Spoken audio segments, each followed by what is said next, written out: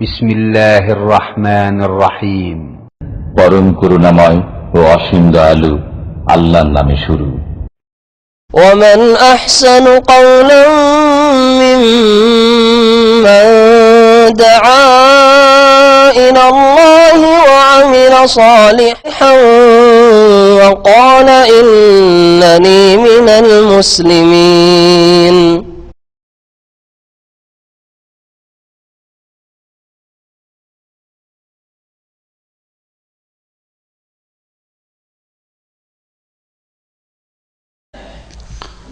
السلام عليكم ورحمة الله وبركاته.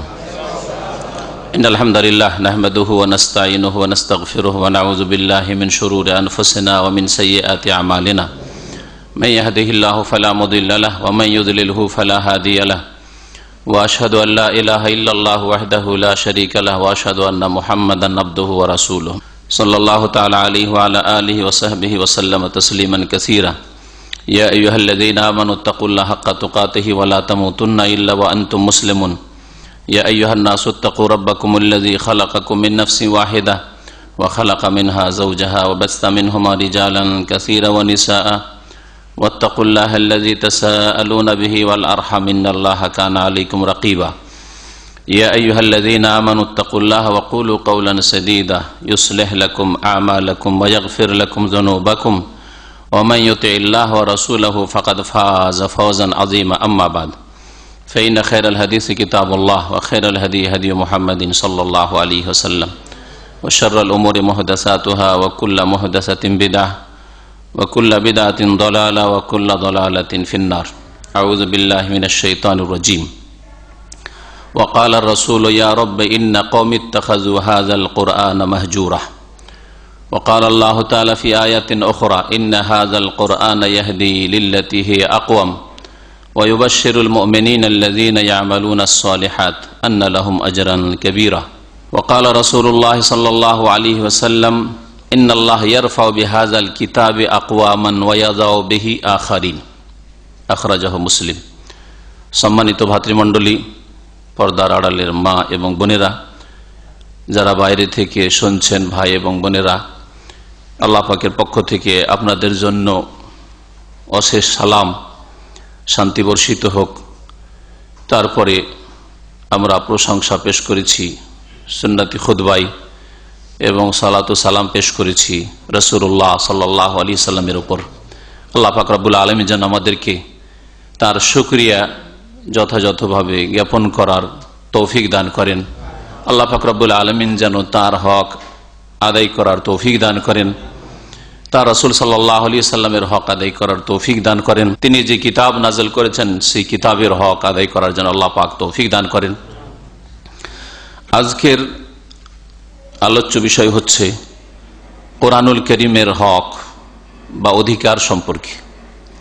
কোরআনে কারীম আল্লাহ পাক রব্বুল আলামিন নাযিল করেছেন মানব জাতির জন্য, সমস্ত মানুষের জন্য, বরং জিনদের জন্য আল্লাহ পাক রব্বুল আলামিন এই কোরআন নাযিল করেছেন।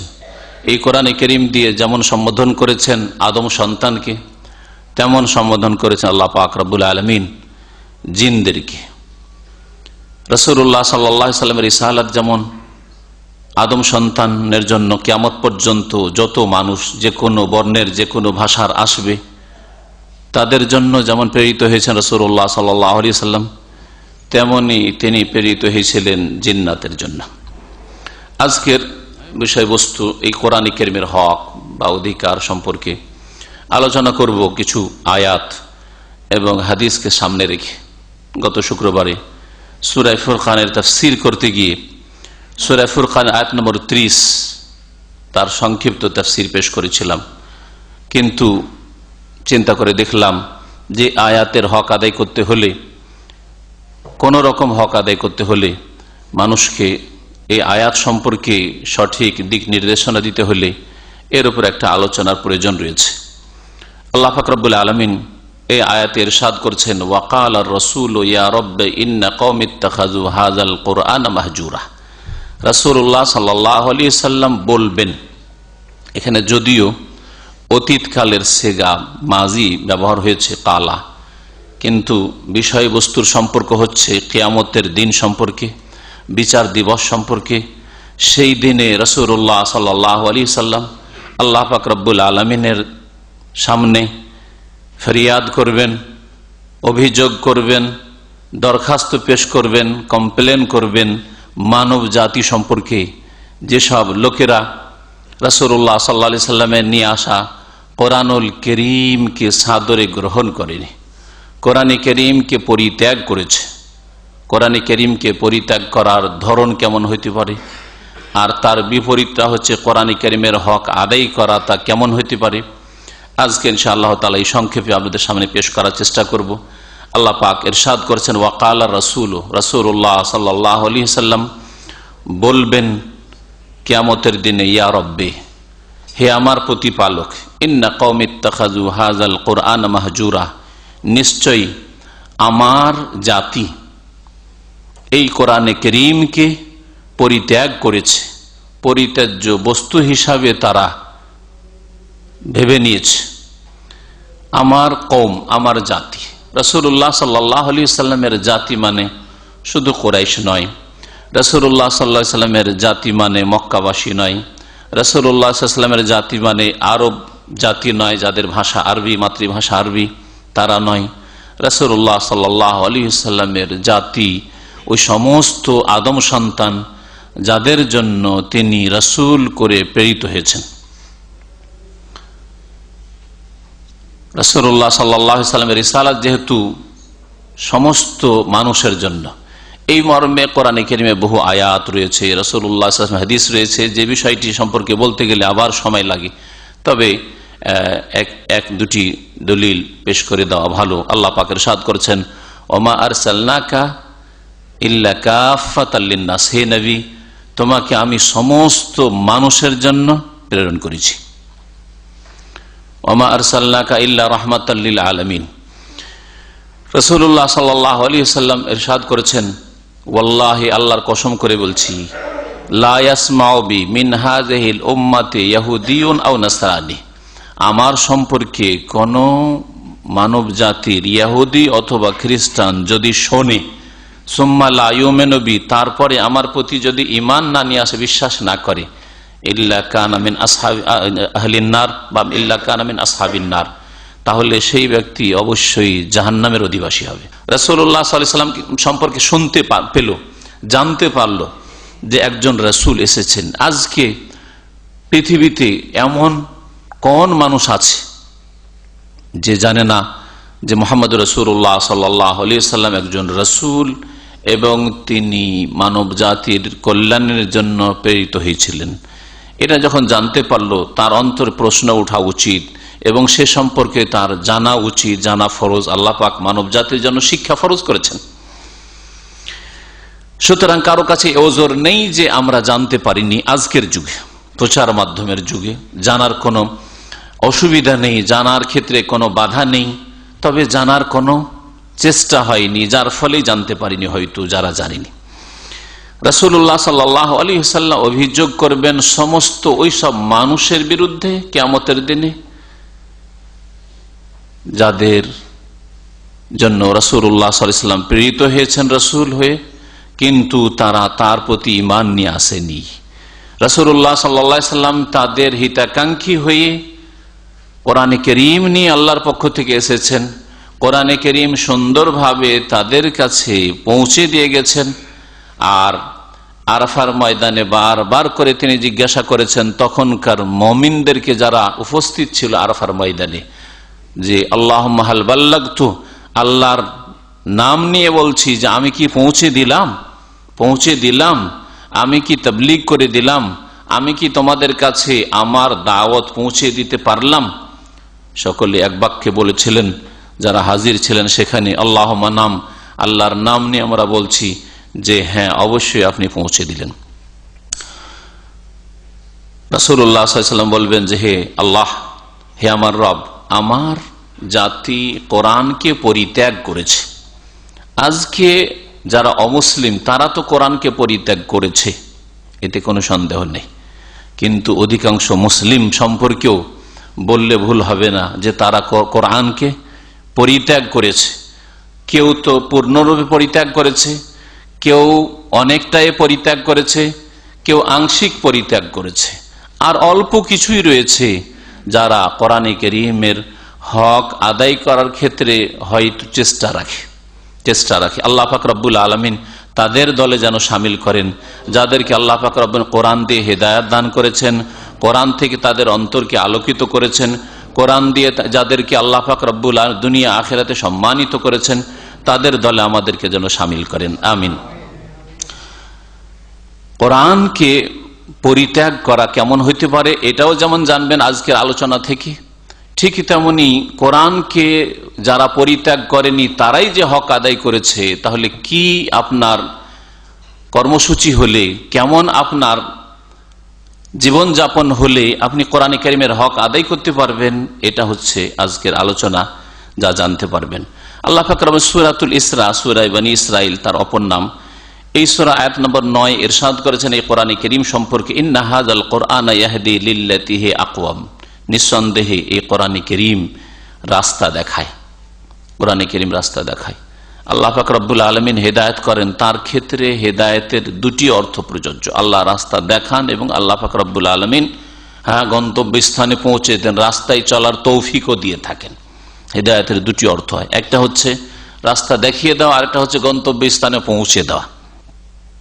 যেমন দুনিয়ার ক্ষেত্রে কেউ রাস্তা চেনে না, অচেনা জায়গায় সে যাচ্ছে আর আপনাকে জিজ্ঞাসা করেছে যে আমি এখান থেকে উদাহরণস্বরূপ রিয়াদ যাব অথবা খোবার যাব, কোন রাস্তা দিয়ে যাব, এই ক্ষেত্রে আপনার দুইয়ের এক আচরণ হইতে পারে। এক, এখানে বসে বসে অথবা রাস্তায় দাঁড়িয়ে দাঁড়িয়ে কেউ জিজ্ঞেস করলো, বললেন যে এখান থেকে এই 2, 3, 4টা সিগন্যাল পরে আপনি সোজা রাস্তা ধরবেন, ডান দিকে অথবা বাম দিকে একবারে পৌঁছে যাবেন। হ্যাঁ, দাঁড়িয়ে দাঁড়িয়ে এখান থেকে আপনি রাস্তা দেখেন, এটা রাস্তা দেখানো। এই রাস্তা দেখিয়ে দেওয়ার পরে নিশ্চিত না যে ওই লোক গন্তব্যস্থানে পৌঁছে, হতে পারে যে রাস্তা গিয়ে আবার গোলমাল করে দিতে পারে, ভুল হতে পারে, বিভ্রান্ত হতে পারে, অন্য রাস্তা ধরে নিতে পারে, ঠিক না?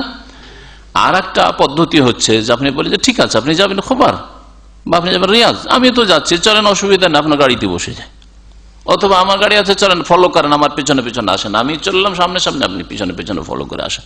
তাহলে এই লোকেরা রাস্তা ভুলার, রাস্তা হারাবার আশঙ্কা নেই। এটা একমাত্র আল্লাহ পাক রব্বুল আলামিনের সাথে খাস হেদায়েতের ক্ষেত্রে, দ্বীন ইসলামের দিকে হেদায়েত মানে গন্তব্য স্থানে পৌঁছে দেওয়া, এটা আল্লাহ পাক রব্বুল আলামিনের ক্ষমতা, আল্লাহ পাক রব্বুল আলামিনের অধিকার, যেটা কেউ করতে পারে না।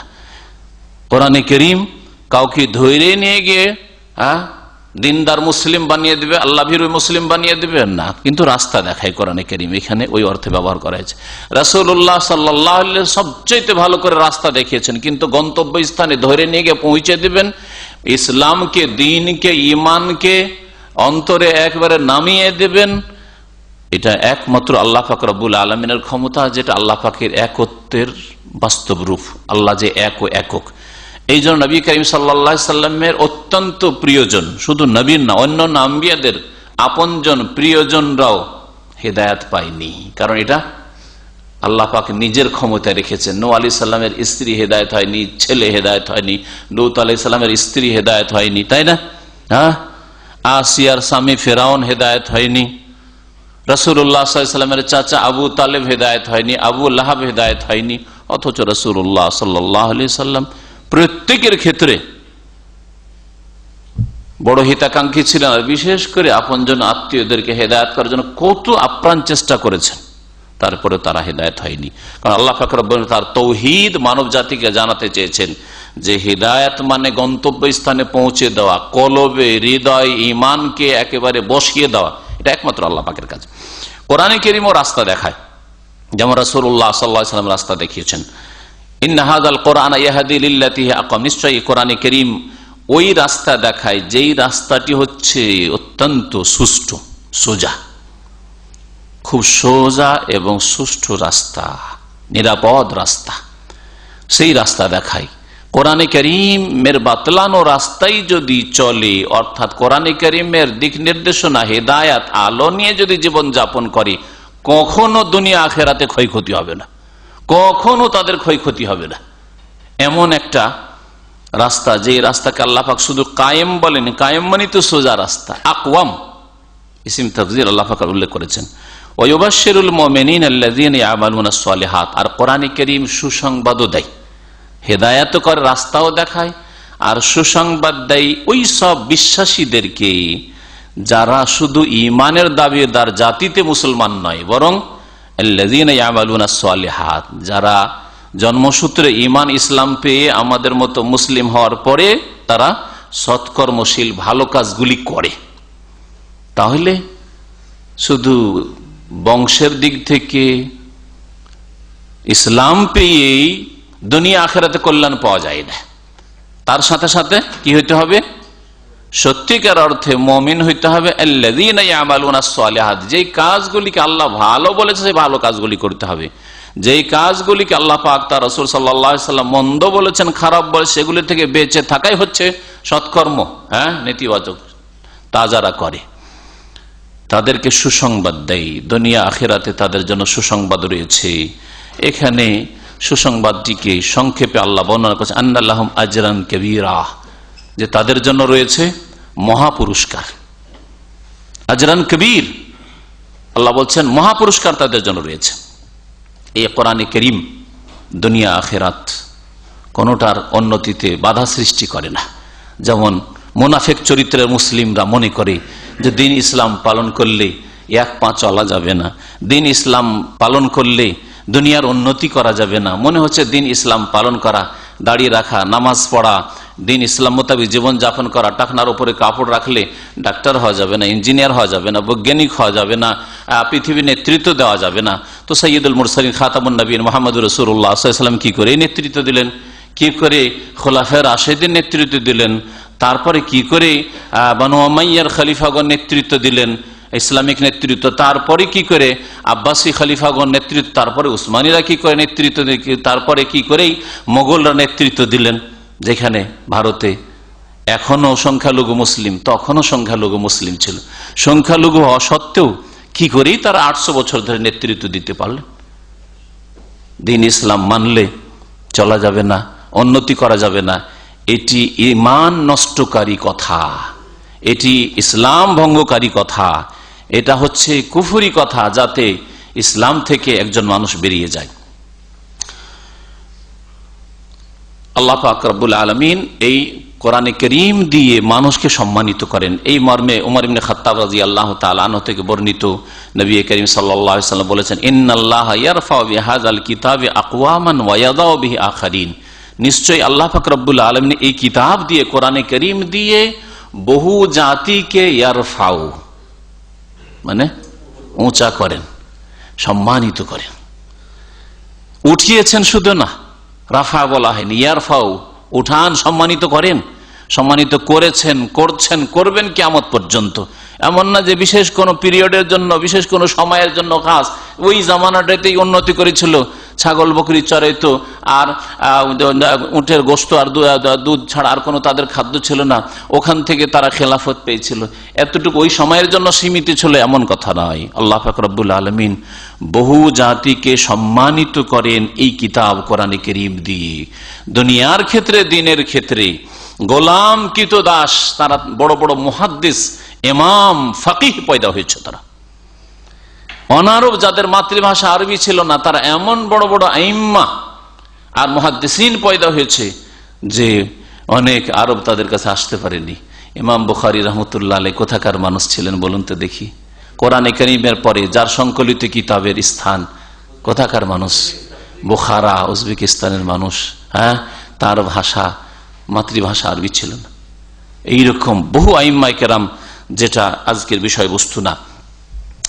আল্লাহ পাক রব্বুল আলামিন এই কোরআনে কারীম দিয়ে বহু জাতিকে সম্মানিত করেন, দিনের ক্ষেত্রে, দুনিয়ার ক্ষেত্রে। আর সবচেয়ে বড় ইজ্জত হচ্ছে দিনের নেতৃত্ব।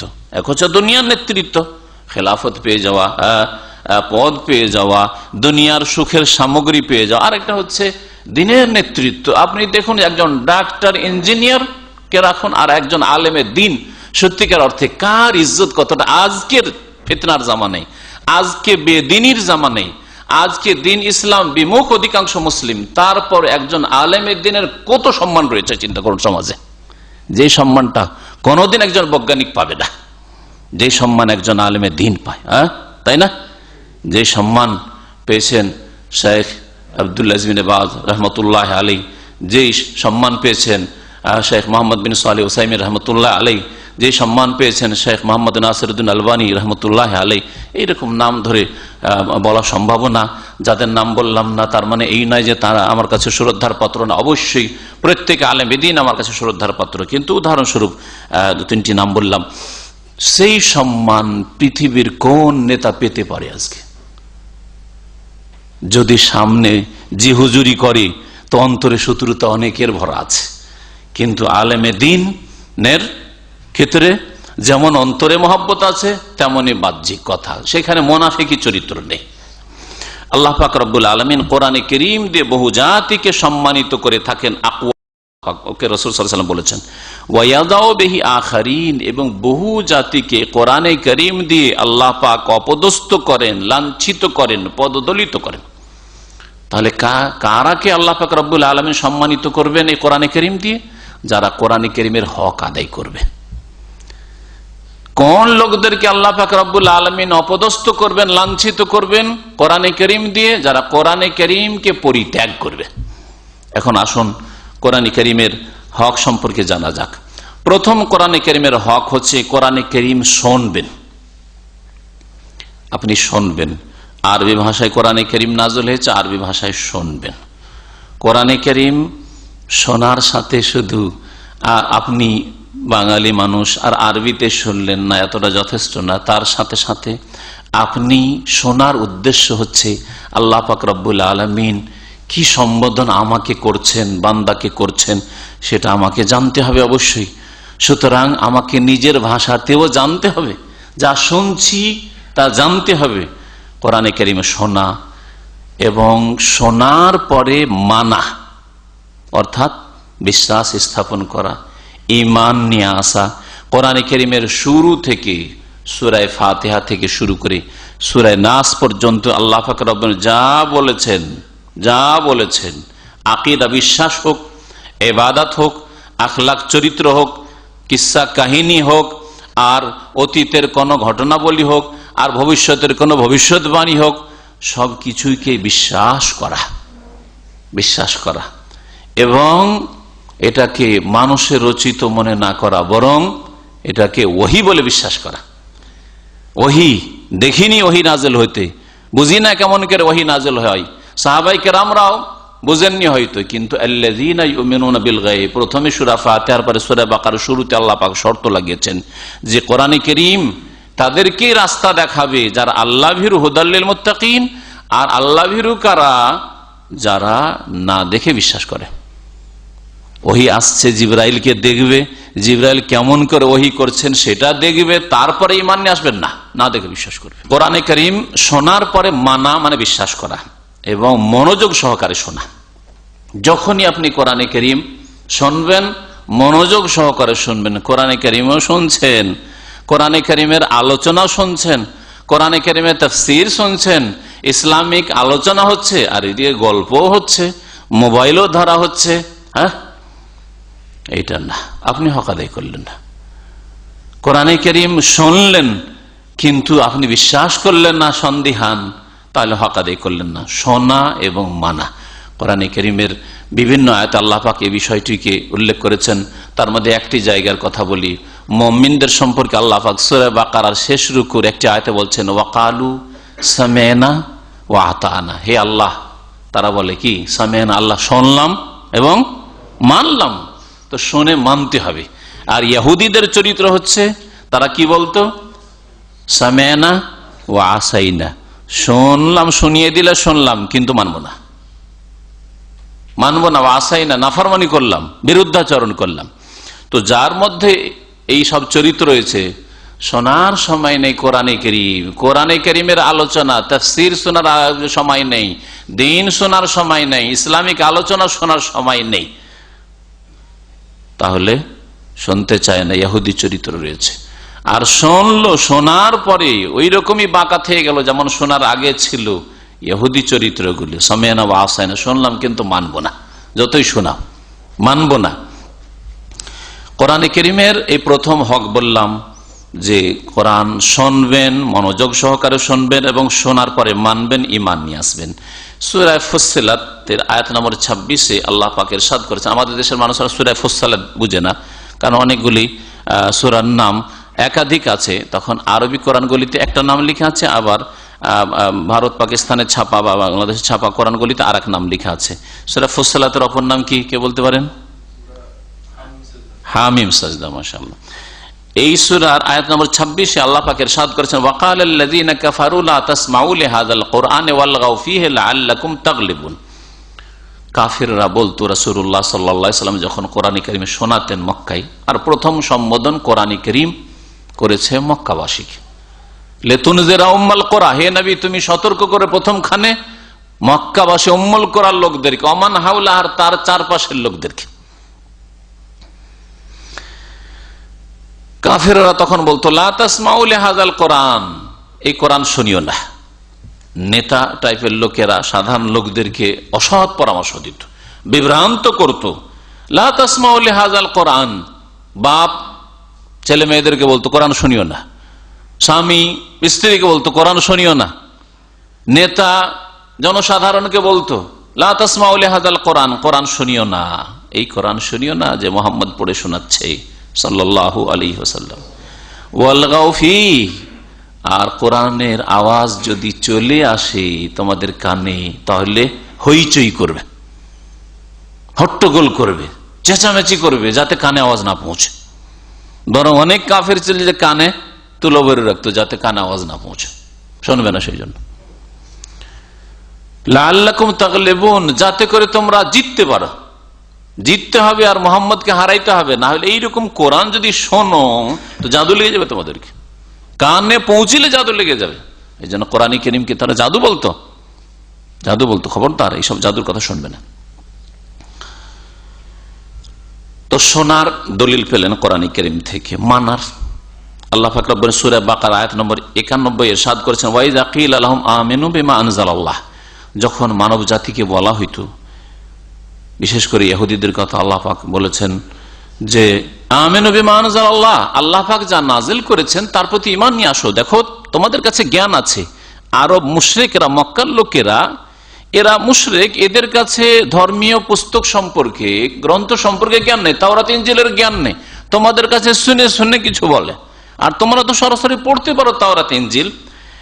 তো তোমরা আল্লাহ পাকের নাজিলকৃত কিতাবের প্রতি ঈমান নিয়ে আসো। কালু, তখন তারা বলতো, নুমিনু বিমা উনজিলা আলাইনা, আমাদের উপর, আমাদের জন্য যা নাজিল হয়েছে মানে তাওরাত ইনজিল, ওটা মানবো। ওয়াকফুরুনা বিমা ওয়ারাআহু, এবং তাওরাত ছাড়া অন্য যা কিছু আছে আল্লাহ প্রদত্ত তা অস্বীকার করত, তার সাথে কুফরি করত। কোরআনের সাথে তারা কুফরি করেছিল। ওয়াহুয়াল হক, অথচ কোরআন হচ্ছে চিরসত্য হক, কোরআন হচ্ছে হক। মুসাদ্দিকাল লিমা মাহুম, তাদের কাছে যেসব কিতাব রয়েছে, গ্রন্থ রয়েছে, তাওরাত ইনজিল, তার সত্যায়নকারী হচ্ছে কোরআন কারীম, কারণ তাতে ভেজাল মিশিয়ে দিয়েছে। তাওরাত ইনজিলকে বিকৃত করে তাতে নিজের কথা সংযোজন করেছে, বাড়িয়ে দিয়েছে, ঘটিয়ে দিয়েছে। কোরআনে কারীম এসে ওতে যেই কথাগুলি আছে আর ওই কথাগুলির কোরআনে কারীমে সমর্থন আছে, এর মাধ্যমে কোরআনে কারীম কি করে, তাওরাত ইনজিলের সত্যায়ন করে, সমর্থন করে। যেসব কথা আল্লাহ প্রদত্ত সেগুলি সমর্থন করেছে, আর যেগুলি কথা সংযোজন করেছে আল্লাহ পাক রব্বুল আলামিন যা নাজিল করেননি, ভ্রান্ত কথা তারা তাতে সংযোজন করেছে, আম্বিয়া সম্পর্কে অথবা দিন সম্পর্কে, এইরকম যে কোনো বিষয় সম্পর্কে, সেগুলিকে কোরআনে কারীম অস্বীকার করে। মুসাদ্দিকাল লিমা মাহুম, এই জন্য আল্লাহ পাক রব্বুল কোরআনে কারীমকে সত্যায়নকারী বলেছেন তাওরাত ইনজিলের। কুল ফালিমা তাকতুলুনা আম্বিয়া আল্লাহ, আল্লাহ পাক নবীকে বলছেন যে হে নবী, তাহলে জিজ্ঞেস করো এই ইহুদিদেরকে যে তোমরা যদি তোমাদের প্রতি নাজিলকৃত কিতাবকে মানো, তাওরাত মানা লোক, তাহলে তোমরা যুগে যুগে আল্লাহর নবীগণকে কেন খুন করেছিলে? তাহলে বোঝা গেল যে ইহুদিদের ইতিহাস খুব কালো ইতিহাস। এই ইতিহাসে বহু নবীদেরকে তারা খুন করেছে, যাদের কথা আল্লাহ পাক রব্বুল আলামিন হয়তো কোরআনে কারীমে বর্ণনা করেনি, এমনও নবীকে তারা খুন করেছে মিন কাবলু, এর পূর্বে। তাহলে তোমরা যদি মুমিনী হলে, ইন কুনতুম মুমিনিন, মুমিনী হলে, বিশ্বাসী হলে, যে তোমরা তাওরাত ইনজিলে বিশ্বাসী, তাহলে আম্বিয়া রসুলগণের সাথে বেয়াদবি শুধু না, তাদেরকে খুনও পর্যন্ত তোমরা করেছো। কেন করেছো? আর এক নবীর কথা আল্লাহ বলেন আম্বিয়া আল্লাহ, তাহলে বোঝা গেল যে এরা নবী, বহু নবীকে এরা খুন করেছে। আর এরা হচ্ছে চরমপন্থী, এরাই হচ্ছে সন্ত্রাসী, ইহুদিরাই হচ্ছে সন্ত্রাসী। আর আজকালকার ভাষায় যে সন্ত্রাসী বলা হচ্ছে মুসলিমদেরকে, ধার্মিক মুসলিমদেরকে, এটা ইহুদিদের আবিষ্কার। আর আরবি একটা প্রবাদ রয়েছে, সেই প্রবাদের বাস্তবায়ন রামাতনি বেদায়েহা ওয়ান সাল্লাত। আরবিতে একটা কথা আছে যে নিজে অপরাধ করলো, করার পরে অপরাধটা অন্যের উপর চাপিয়ে দিয়ে কেটে পড়লো। এ হচ্ছে ইহুদিদের চরিত্র। তাহলে এই আয়াত দ্বারা আমরা জানতে পারলাম যে কোরআনে কারীমের হক হচ্ছে কোরআনে কারীমের প্রতি বিশ্বাস করা, আল্লাহ পাক যা বলেছেন তা শুনে মেনে নেওয়া, বিশ্বাস করা। কোরআনে কারীমের দ্বিতীয় হক হচ্ছে কোরআনে কারীমের শিক্ষা অর্জন করা, শিখতে হবে এবং শিখাতে হবে। যারা শিখে নিয়েছেন অন্যকে শিখাতে হবে। কোরআনে কারীমের তেলাওয়াত করতে হবে এবং তেলাওয়াত সম্পর্কে শেখ ইবনে উসাইমিন রাহমাতুল্লাহ আলাইহি তার মাজালিসে শাহরে রমাদান কিতাবে আর অন্যান্য কিতাব উল্লেখ করেছেন যে তেলাওয়াত হচ্ছে দুই রকম। একটা হচ্ছে তেলাওয়াত লফজি, একটা হচ্ছে অক্ষরের তেলাওয়াত, শব্দের তেলাওয়াত, আর একটা হচ্ছে যেটাকে আমাদের দেশের মানুষরা তেলাওয়াত বোঝে। তেলাওয়াত মানে আবৃত্তি করা, তাই না? মানে শব্দগুলি পাঠ করলেন, যেন পড়লেন আলহামদুলিল্লাহ রাব্বিল আলামিন আর রহমানির রহিম, এটা তেলাওয়াত।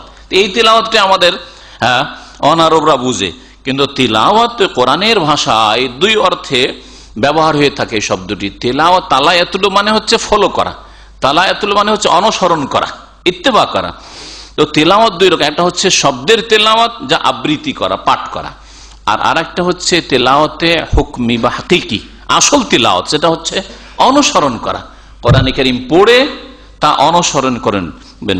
তাহলে কোরআন কারীমের তেলাওয়াত করা এবং কোরআন কারীম মুখস্থ করা, কোরআন কারীম মুখস্থ করা, এটা হচ্ছে কোরআন কারীমের মুজিজা। পৃথিবীর কোন কিতাব মুখস্থ কেউ রাখতে পারেনি, একমাত্র কোরআন কারীম। একজন দুইজন আর 1000 2000 না, লক্ষ লক্ষ মুসলিম ছেলে মেয়েরা কোরআন কারীমের হাফেজ রয়েছে। আর এমন ভাবে মুখস্থ আছে যে কোরআন কারীমের সমস্ত কপি পৃথিবী থেকে যদি শেষ হয়ে যায়, তবু কোরআন কারীমকে মানুষের অন্তর থেকে মুছে ফেলা যাবে না, মুছে ফেলা যাবে না। এই হচ্ছে কোরআন কারীমের মুজিজা। এই কোরআন কারীম মুজিজা আল্লাহ পাক রব্বুল আলামিন যা দিয়ে চ্যালেঞ্জ করেছেন মানব জাতির ওই সব লোকদেরকে যারা অবাধ্য, কোরআন কারীমকে আল্লাহ প্রদত্ত বিধান বা আল্লাহ পাকের নাজিলকৃত কিতাব মানতে অস্বীকার করেছে তাদেরকে। এবং সেই চ্যালেঞ্জের সামনে আজ পর্যন্ত কোনো জাতি দাঁড়াতে পারেনি। তো কোরআনে কারীমের দ্বিতীয় হক বললাম, কোরআনে কারীম শিখবেন, যারা শিখে নিয়েছেন শিখাবেন, এবং কোরআনে কারীম নিজেও তেলাওয়াত করবেন, শব্দের তেলাওয়াত করবেন, অর্থের তেলাওয়াত করবেন, মানে অনুসরণ করবেন, কোরআনে কারীম মুখস্থ করবেন, সংরক্ষণ করবেন। মহান আল্লাহ ইরশাদ করেছেন সূরা ফাতির আয়াত নম্বর 29, ইন্নাল্লাযীনা ইয়াতলুনা কিতাবাল্লাহ, নিশ্চয়ই যারা আল্লাহ পাকের কিতাব তেলাওয়াত করে, ওয়া আকামুস সালাত, এবং নামাজ কায়েম করে। তাহলে বোঝা গেল কোরআনে কারীমের তেলাওয়াত মানে শুধু পাঠ করা না, কোরআনে কারীম তেলাওয়াত করা। কোরআনে কারীমে পড়ছেন আকিমুস সালাহ, নামাজ কায়েম করো, নামাজ কায়েম করবে। ওয়া আতুজ যাকাত, যাকাত দাও। ওয়ালা তাকরাবুজ জিনা, জিনার কাছে যেও না, তাই না? ওয়া আকামুস সালাহ, নামাজ কায়েম করবে। ওয়া আনফাকু মিম্মা রাযাকনাহুম সিররান ওয়া আলানিয়া, এবং যা আমি তাদেরকে দিয়েছি তা থেকে গোপনে প্রকাশ্যে ব্যয় করি, খরচ করি। যাকাত দিয়ে থাকে এক ব্যয় করা, আর যা আল্লাহ পাক তার উপর ফরজ করেছেন ব্যয় বহন করা, তাও করে থাকে। ইয়ারজুনা তিজারাতান লান তাবুর, তারা এমন ব্যবসার আশা রাখতে পারে আল্লাহ পাকের কাছে যেই ব্যবসায় কোনো লস হয় না।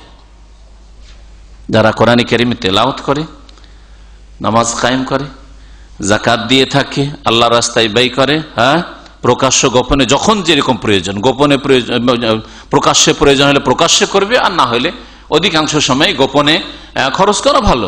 আপনি বাপ মাকে দিচ্ছেন মানে আপনি ঢোল পিটে বেড়াবেন, আপনি ভাই বোনকে মানুষ করেছেন সেই জন্য গ্রামের লোকদেরকে আর বন্ধু মহলকে সবকে বলবেন আমার ভাইকে মানুষ করলাম, এই করলাম, তাহলে আপনি দুনিয়াতে শুধু খ্যাতি চান, আখেরাতের জন্য এগুলোকে সংরক্ষিত রাখতে চান না। এই জন্য আসল হচ্ছে যে কোনো খরচের ক্ষেত্রে সেটা গোপনে করবেন আপনি, দান খায়রাতি হোক আর আপনার কোন ফরজ ব্যয় বহন হোক, গোপনে করবেন। কিন্তু যখন প্রয়োজন রয়েছে প্রকাশ করার, যেমন ফরজ যাকাত, যাকাত প্রকাশ করেই দিতে হবে। এইরকমই যেখানে আপনি একাই এই দিনের খেদমতটা আঞ্জাম দিতে পারছেন না, আরো অনেক লোকের সহযোগিতার প্রয়োজন রয়েছে, তখন প্রকাশ্যে করবেন। আল্লাহ পাক এই জন্য দুটোরই প্রশংসা করেছেন। কিন্তু নিয়ত যদি এই থাকে যে আমি প্রকাশ এই জন্য করছি যাতে লোকেরা জানুক যে আমি দানশীল, যাতে করে জানুক যে আমি আত্মীয় স্বজনকে দেখি, যাতে মানুষ আমার সুনাম করুক, লোকে আমাকে চেনুক, তাহলে দুনিয়াতে যা চেয়েছিলেন তাই পাবেন, আখেরাতে কিছু পাবেন না। আপনি নিজের ক্ষতি নিজেই করলেন। আল্লাহ পাক রব্বুল আলামিন ইরশাদ করেছেন, যারা এই কাজগুলি করে তাদের এমন ব্যবসার আশা রয়েছে যে ব্যবসায় কোনোদিন লস হয় না। দুনিয়ার এমন কোন ব্যবসা নেই যাতে লসের সম্ভাবনা থাকে না, তাই না? যে কোনো ব্যবসা শুরু করেন তাতে যদিও আপনি আশা করছেন যে আমি হয়তো লস খাবো না, কিন্তু লস হতে পারে, কখনো গিয়ে হতে পারে। বহু ব্যবসা আছে, এই মাত্র 15-16 বছরের মধ্যে এই দামামে দেখলাম যে ব্যবসাগুলি শুরু হয়েছিল, কত যে জাঁকজমক ব্যবসা ছিল, শেষ হয়ে গেছে। কেবিনের ব্যবসা দেখেছেন এককালে, কেবিন আর কেবিন, যারা পুরাতন মানুষ কেবিন আর কেবিন গেছে অচল, তাই না? তারপরে ব্যবসা আসলো, হ্যাঁ, ইন্টারনেট ক্যাফের ব্যবসা আসলো যেখানে সেখানে যেখানে গেছে, হ্যাঁ, তাই না? এইরকম বহু ব্যবসা। তারপর অন্যান্য ব্যবসার কথা বললে তো কত যে পরিবর্তন হচ্ছে। বড় বড় আশা করে বড় বড় অঙ্কের অ্যামাউন্ট দিয়ে ব্যবসা শুরু করছে, আশা রাখছে যে লাভবান হব, কিন্তু লাভবান হতে পারছে না। কিন্তু আল্লাহ পাক রব্বুল আলামিন এমন ব্যবসার কথা বলে দিচ্ছেন যে ব্যবসা সম্পর্কে আল্লাহ পাক একেবারে নিশ্চয়তা দিচ্ছেন, আর ওহু আসদাকুল কাইলিন, তার চাইতে সত্য কথা আর কেউ বলেন নাই। তিজারাতান লান তাবুর, এমন ব্যবসা যাতে কোনো ক্ষয়ক্ষতি নেই। আল্লাহ পাক রব্বুল সূরা বাকারা আয়াত নম্বর 121 এ ইরশাদ করেছেন, আল্লাযীনা আতাইনাহুমুল কিতাব, যাদেরকে আমি কিতাব দান করেছি, ইয়াতলুনাহু হাক্কা তিলাওয়াতিহি, তা তেলাওয়াত করার মতো তেলাওয়াত করবে, শব্দেরও তেলাওয়াত করবে, অর্থেরও তেলাওয়াত অনুসরণ করবে। উলাইকা ইউমিনুনা বিহি, এরাই তো কোরআনের প্রতি বিশ্বাসী, এই কিতাবের প্রতি বিশ্বাসী। ওমাই ইয়াকফুর বিহি, আর যারা অস্বীকার করবে, ফাউলাইকা হুমুল খাসিরুন, তারাই ক্ষতিগ্রস্ত। তাহলে আল্লাহ পাক রব্বুল আলামিন কোরআনে কারীমের হক যে তেলাওয়াত, কোরআনে কারীমের হক হচ্ছে তা শিখা, এই বিষয়গুলি এই আয়াতগুলিতে উল্লেখ করেছেন। আল্লাহ পাক রব্বুল আলামিন সূরা আলে ইমরান আয়াত নম্বর 113 তে ইরশাদ করেন, লাইসু সাওয়া, সবাই সমান না, সকলে সমান নয় যে সকলকে এক আপনি লাঠি দিয়ে হাঁকাবেন না, এরকম নয়। লাইসু সাওয়া মিন আহলিল কিতাব উম্মাতুন কায়িমা, সবাই যে অস্বীকারী, কোন আহলে কিতাব ঈমান নিয়ে আসবে না। ইহুদি এত কট্টরপন্থী হইল, ইহুদিদের বড় আলেম আব্দুল্লাহ বিন সালাম ইসলাম কবুল করেছেন নবী সাল্লাল্লাহু আলাইহি সাল্লামের প্রথম মদিনায় আগমন করতে। হ্যাঁ, কাব আহবারের মতো বড় আলেম তাদের ইসলাম গ্রহণ করেছে। হ্যাঁ, তো এইরকম বহু ইহুদি ইসলাম গ্রহণ করেছে, যদিও তাদের সংখ্যা তুলনামূলক কম অন্যদের সামনে রাখলে। বহু খ্রিস্টান শিক্ষিত মানুষ, হ্যাঁ, জ্ঞানী, যারা তাওরাত ইনজিল বাইবেলে যথেষ্ট জ্ঞান রাখতো, তারা ইসলাম গ্রহণ করেছে। এমন নয় যে অজ্ঞতার সাথে। আজকের যান্ত্রিক সভ্যতার যুগে অশিক্ষিত মূর্খ নয়, বড় বড় শিক্ষিত, যারা সবকিছু পড়াশোনা করার পরেই সিদ্ধান্ত নিতে পেরেছে যে দিন ইসলামের বিকল্প কিছু নেই, এটাই হচ্ছে সত্য দিন, আর বাকি সব রহিত হয়ে গেছে, আর কোনো দিন নেই। দুনিয়া আখিরাতের মঙ্গলের পথ, মুক্তির পথ হচ্ছে দিন ইসলাম, কোরআনুল কারীম। আল্লাহ পাক রব্বুল আলামিন ইরশাদ করেছেন তাই যে সবাইকে একরকম মনে করিও না। মিন আহলিল কিতাবে উম্মাহ, আহলি কিতাব ইহুদি খ্রিস্টানদের মধ্যে এমন একটা দল আছে, কায়েমা, যারা প্রতিষ্ঠিত হকের ওপর, এবং প্রতিষ্ঠিত তারা হয়েছে।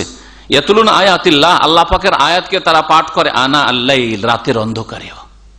নবী করিম সাল্লাল্লাহু আলাইহি সাল্লামের প্রতি বহু খ্রিস্টান, বহু ইহুদি, যারা আহলি কিতাব, যারা কিতাব সম্পর্কে জ্ঞান রাখতো, যারা ভবিষ্যৎবাণী দেখেছে আর বুঝতে পেরেছে যে শেষ রাসূলের যে ভবিষ্যৎবাণী ছিল তার বাস্তবায়ন হয়েছে।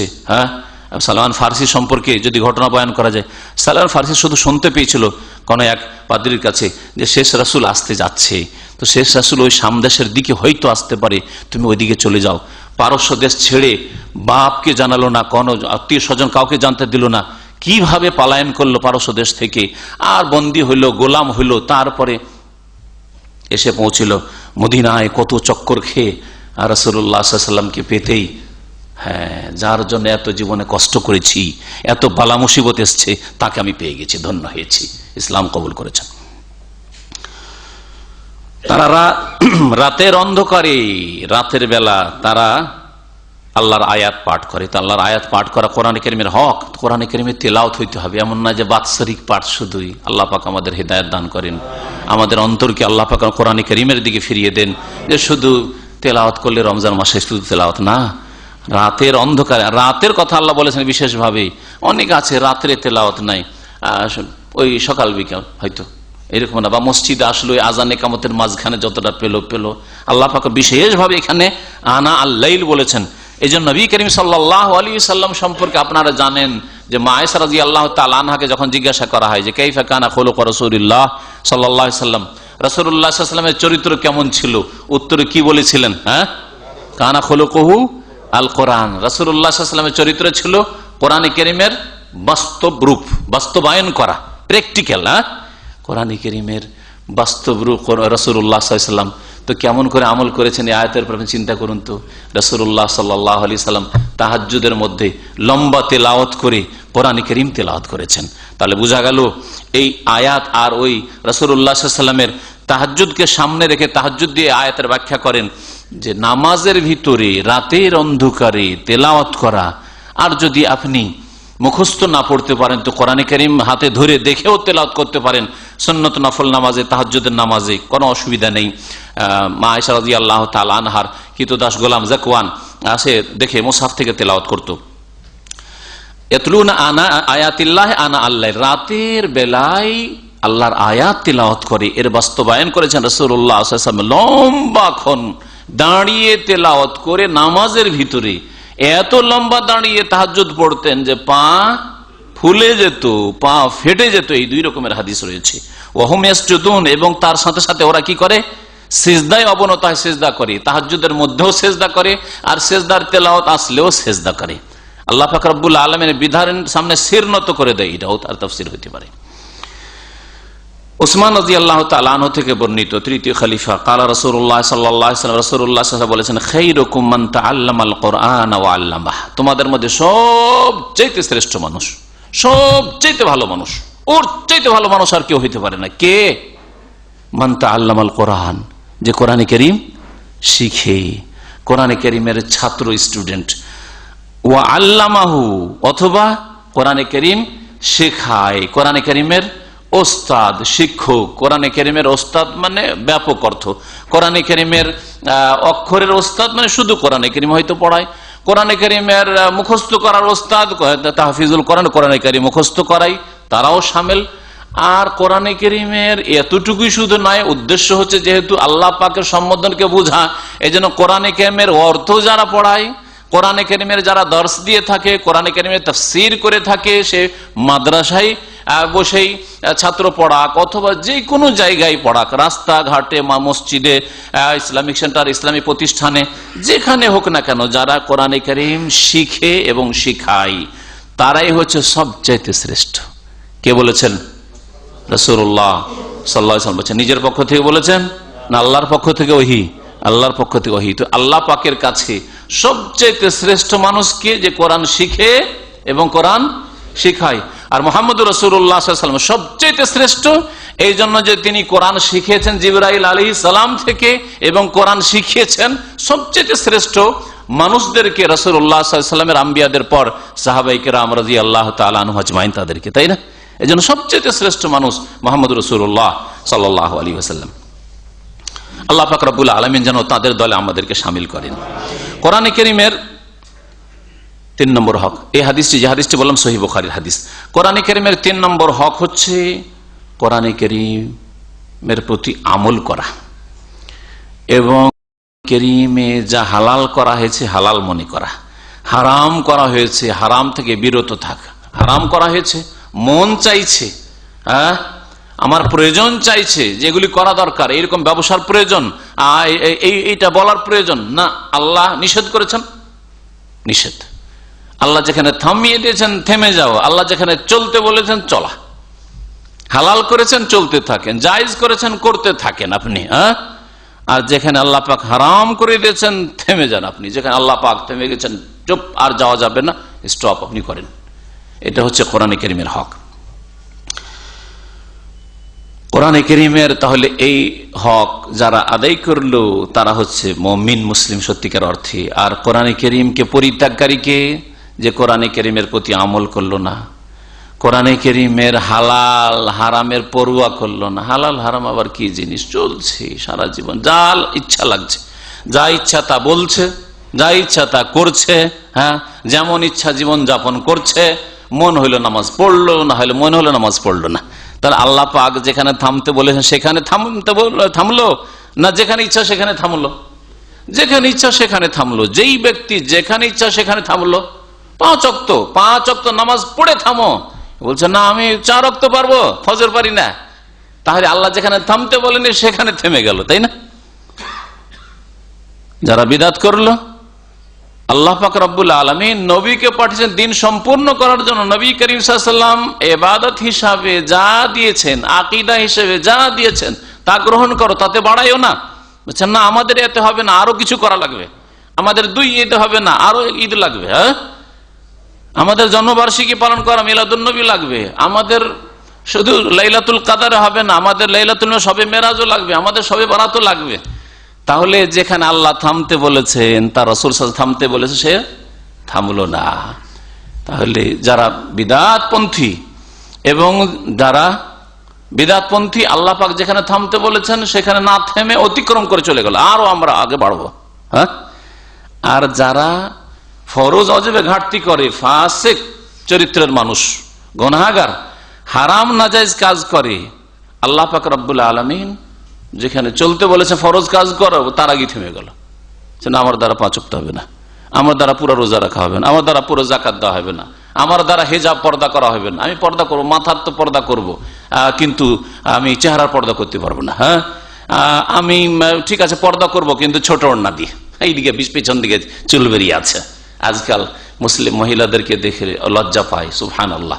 অনেক অমুসলিম লজ্জা পায়, আবার কেমন মুসলিম আমাদের মতো কেন, যে পিছন দিক থেকে চুল বেরিয়ে আছে, এমন ছোট ওড়না ব্যবহার করছে যে পিছন দিক থেকে চুল বেরিয়ে দেখা যাচ্ছে। আর এমন টাইট বোরকা, যে বোরকা না পরে সালোয়ার কামিজ পরলেও হচ্ছে ভালো হইতো।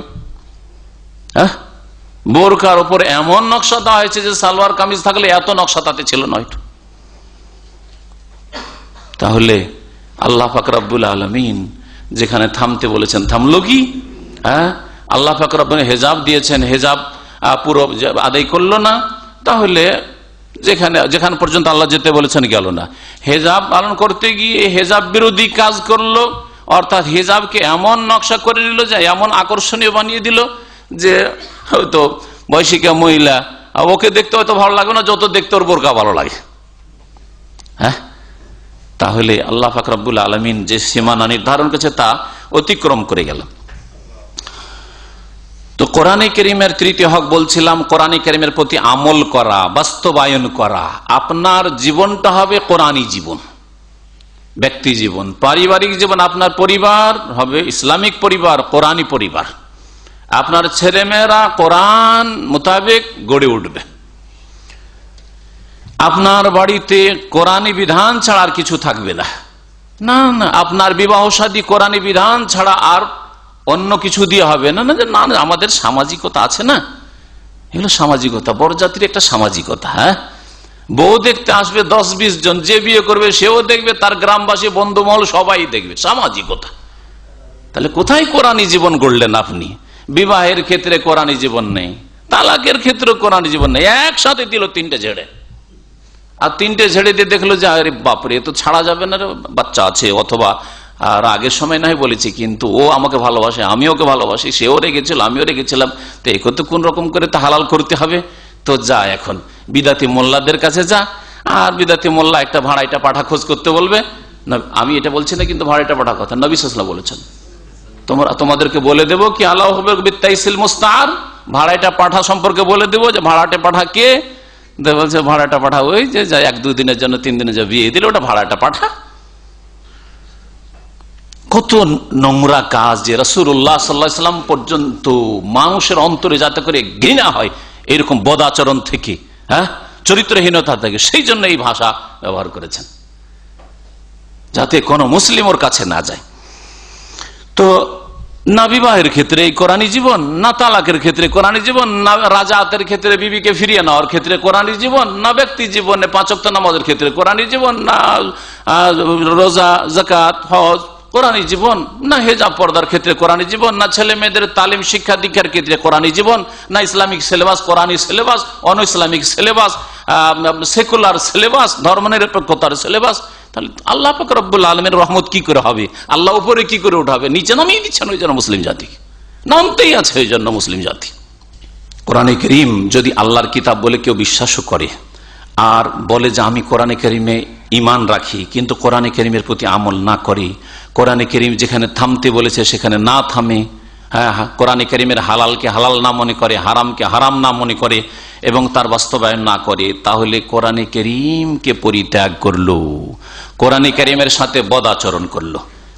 আর কিয়ামতের দিন এই সব লোকের বিরুদ্ধে রাসূলুল্লাহ সাল্লাল্লাহু আলাইহি সাল্লাম কেস দায়ের করবেন, আল্লাহ পাকের দরবারে অভিযোগ করবেন, ইন্না কওমি ইত্তাখাযু হাযাল কুরআনা মাহজুরা, হে আল্লাহ আমার জাতি এই মুসলিমরা এই কোরআনকে পরিত্যাগ করেছে, কোরআনকে তালাক দিয়েছে। না, মহান আল্লাহ ইরশাদ করছেন সূরা তাহা, আল্লাহ পাক রব্বুল আলামিন ইরশাদ করেছেন ওমান আ'রাযা আন যিকরি ফাইন্না লাহু মাঈশাতান দানকা, যারা আমার উপদেশ থেকে মুখ ফিরিয়ে নেবে তাদের জন্য জীবন সংকীর্ণ রয়েছে। যারা আমার উপদেশ থেকে মুখ ফিরিয়ে নেবে তাদের জীবন কি রয়েছে? সংকীর্ণ। ওয়া নাহশুরুহু ইয়াওমাল কিয়ামাতি আমার কিয়ামতের দিন তাদেরকে আমি অন্ধ করে উঠাবো, অন্ধ করে উঠাবে আল্লাহ পাক রব্বুল আলামিন। যারা আমার উপদেশ থেকে মুখ ফিরিয়ে নিয়েছে, উপদেশ থেকে মুখ কারা ফিরিয়েছে? উপদেশ কি? আল কোরআন হচ্ছে উপদেশ। ইন্না নাহনু নাযালনা যিকরা, আল্লাহ বলছেন আমি জিকির নাযিল করেছি। যারা কোরআনে কারীম থেকে মুখ ফিরিয়ে নিয়েছে মানে আমল করেনি, কোরআনে কারীমের হালাল হারাম মেনে চলেনি, তারা মুখ ফিরিয়েছে, তাদের জীবন হবে সংকীর্ণ জীবন, অশান্তির জীবন। আজকে দেখেন দুনিয়ার ক্ষেত্রে ধন সম্পদের অভাব নেই, ভোগবিলাসের সামগ্রীর অভাব নেই, পয়সার অভাব নেই, কোনো কিছু অভাব নেই, সব দিক থেকে সুখে মনে, কিন্তু সুখ নেই, মানসিক শান্তি নেই। এর বাস্তব প্রমাণ হচ্ছে আত্মহত্যার সংখ্যা ওইসব দেশে, ওইসব পরিবেশে যেখানে ওইসব লোকেরা বাস করে যারা আল্লাহ পরকালে বিশ্বাসী, কোরআনে বিশ্বাসী নয়, অমুসলিমদের মধ্যে। আর গরিব দেশে নয় যে খেতে পায় না এই জন্য আত্মহত্যা করেছে, ধনী দেশগুলিতে আত্মহত্যার সংখ্যা বেশি। তাহলে কেন শান্তি নেই তাদের? এইরকমই মুসলিম পরিবারে, যেসব পরিবারে আত্মহত্যার ঘটনা ঘটে, দেখবেন যে ওই পরিবারে কোরআনী জীবন নেই, কোরআনের কোনো জ্ঞান নেই। যে আত্মহত্যা করেছে তারও, তার বাপ মায়েরও, তার ভাই বোনদেরও, ওটা পরিবারে দিন সম্পর্কে, কোরআন সম্পর্কে কোনো জ্ঞান নেই, কোরআনের হক আদায় করে না, কোরআন থেকে বিমুখ হয়েছে। সেই জন্য আল্লাহ পাক রব্বুল অশান্তির জীবন দিয়েছেন, অশান্তিতে আর বরদাস্ত করতে পারেনি, তখন পথ ধরেছে যে এতেই মনে হয় কল্যাণ আছে যে আত্মহত্যা করি, কিন্তু আত্মহত্যা করে জানে না যে আমি এমন জায়গায় যাচ্ছি যেখানে আমার উপর এই আযাব শাস্তি চলতেই থাকবে, আর সেখানে মওত আসবে না। সেখানে আত্মহত্যা করতে চাবো, সেখানে তার মওত আসবে না, কিন্তু এইরকম আযাব হইতেই থাকবে। ওয়া নাহশুরুহু ইয়াওমাল কিয়ামাতি, আমা কিয়ামতের দিন অন্ধ করে তাদেরকে উঠাবো। জিজ্ঞাসা করবে আল্লাহ অন্ধ করে কেন উঠালে? তখন আল্লাহ বলবেন কালা কাযালিকা আতাতকা আয়াতুনা ফানাসিতাহা, আমার আয়াত তোমাদের কাছে এসেছিল কিন্তু উপেক্ষা করেছিলে, বলে গিয়েছিলে, তোমরা মানোনি, আমল করোনি। ওয়া কাযালিকাল ইয়াওমা তুনসা, এই জন্য আজকে তোমাদেরকে এইরকমই ভুলে যাওয়া হয়েছে, মানে তোমাদেরকে উপেক্ষা করা হয়েছে। আল্লাহ পাক আরেকটা আয়াত ইরশাদ করেছেন ফাইম্মা ইয়াতিয়ান্নাকুম মিন্নি হুদান ফামানাত্তাবা হুদায়া ফালা ইয়াদিল্লু ওয়ালা ইয়াশকা, আমার পক্ষ থেকে যার কাছে হেদায়াত আসবে, আল কোরআন হচ্ছে হেদায়াত, যে হেদায়াত আসবে, ফামানিত্তাবা হুদায়া, সুতরাং যেই ব্যক্তি এই হেদায়েতের অনুসরণ করবে, ফালা ইয়াদিল্লু ওয়ালা ইয়াশকা, সে পথভ্রষ্ট হবে না আর সে বদনসিব হতভাগাও হবে না। আল্লাহ পাক রব্বুল আলামিন কোরআনে কারীম যারা মেনে চলবে, কোরআনে কারীমের প্রতি আমল করবে, কোরআনে কারীমে হালাল হারামের বাস্তবায়ন করবে, তাদের সম্পর্কে বলছেন তারা পথ হারাও হবে না, দিশেহারা হবে না, আর তারা বদনসিব হবে না, হতভাগা হবে না। এই আয়াতটি সম্পর্কে আব্দুল্লাহ বিন আব্বাস রাদিয়াল্লাহু তাআলা আনহুমা আর বক্তব্য একটি রয়েছে, সেটা শোনাই। তিনি বলছেন, তাফসীর ইবনে জারীর তাবারিতে কথাটি রয়েছে, বলছেন তাকাফফার আল্লাহু লিমান কারা আল কোরআন, আল্লাহ পাক দায়িত্ব নিয়েছেন ওই সব লোকদের সম্পর্কে যারা কোরআনে কারীম পাঠ করে, কোরআনে কারীম তেলাওয়াত করে, ওয়া আমেলা বিমা ফি, এবং কোরআনে কারীমের প্রতি আমল করে, বাস্তবায়ন করে। কি আল্লাহ দায়িত্ব নিয়েছেন? কোরআনে কারীমের প্রতি বিশ্বাস করলো, আর কি করলো? আমল করলো কোরআনে কারীম মোতাবেক। তার কর্ম, আকীদা, ইবাদত, আখলাক, জীবনযাপন, সার্বিক জীবনের ক্ষেত্রে কোরআনে কারীমের বাস্তবায়ন করলো। আল্লাহ দায়িত্ব নিয়েছেন আল্লাহ ইয়াদিল্লা, যে পথভ্রষ্ট হবে না, ফিদ দুনিয়া, দুনিয়াতে, ওয়ালা ইয়াশকা ফিল আখিরা, আর আখিরাতে হতভাগা হবে না, আখিরাতে জাহান্নামী হবে না। তাহলে দুনিয়াতে যারা কোরআনে কারীমকে মজবুত করে ধরে থাকলো, কোরআনে কারীমের প্রতি আমল করলো, তারা হেদায়েতের পথে থাকবে, পথভ্রষ্ট হবে না, রাস্তাহারা হবে না, দ্বীন ইসলামের উপর থাকবে। আর আখিরাতে তারা বদনসিব হবে না, বরং তারা ভাগ্যবান হবে। কোরআনে কারীমের তারপরে 4 নম্বর হক, তাই না? 3টি বলা হয়েছে। 4 নম্বর হক হচ্ছে কোরআনে কারীম দিয়ে বিচার ব্যবস্থা পরিচালনা করা। বিচার ব্যবস্থা পরিচালনা করবেন কোরআনে কারীম দিয়ে। শুধু রাষ্ট্রীয় নেতারা না, তারা তো করবেন অবশ্যই, হ্যাঁ, তাদের তো গুরু দায়িত্ব রয়েছে। কিন্তু আপনার ব্যক্তি জীবন থেকে শুরু করে জীবনের প্রত্যেকটি ক্ষেত্রে, আপনার পারিবারিক বিচার হোক, সামাজিক বিচার হোক, হ্যাঁ, অর্থের কোনো ঝগড়া দ্বন্দ্বই হোক, আর রাষ্ট্রীয় পর্যায়ে বিচার হোক, আদালতের বিচার হোক, বিচার কার কাছে নেবেন? কোরআনে কারীমের কাছে। কার কাছে বিচার চাইতে যাবেন? কোরআনে কারীমের কাছে। কোরআনে কারীম দিয়ে যারা বিচার করে তাদের কাছে বিচার চাইবেন। মানব রচিত বিধান দিয়ে বিচার করে তাদের কাছে বিচার চাইতে যাবেন না, তাদের শরণাপন্ন হবেন না।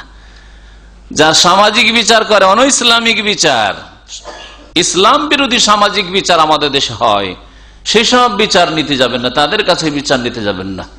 আল্লাহর কাছে ছেড়ে দেন। এবং আপনি যদি সমাজে এই ক্ষমতা থাকে যে ইসলাম মোতাবেক বিচার হবে, তাহলে ঠিক আছে। আর সামাজিক বিচার করতে গিয়ে কোন দুর্বল কমজোর জুলুম অত্যাচার করবেন না। মনে হচ্ছে যে আমার জীবনের প্রথম কালে যখন মদিনা আসার আগেও কোনো জায়গায় শিক্ষকতা করতাম, তো একটা জেনা ব্যভিচারের বিচার ছিল।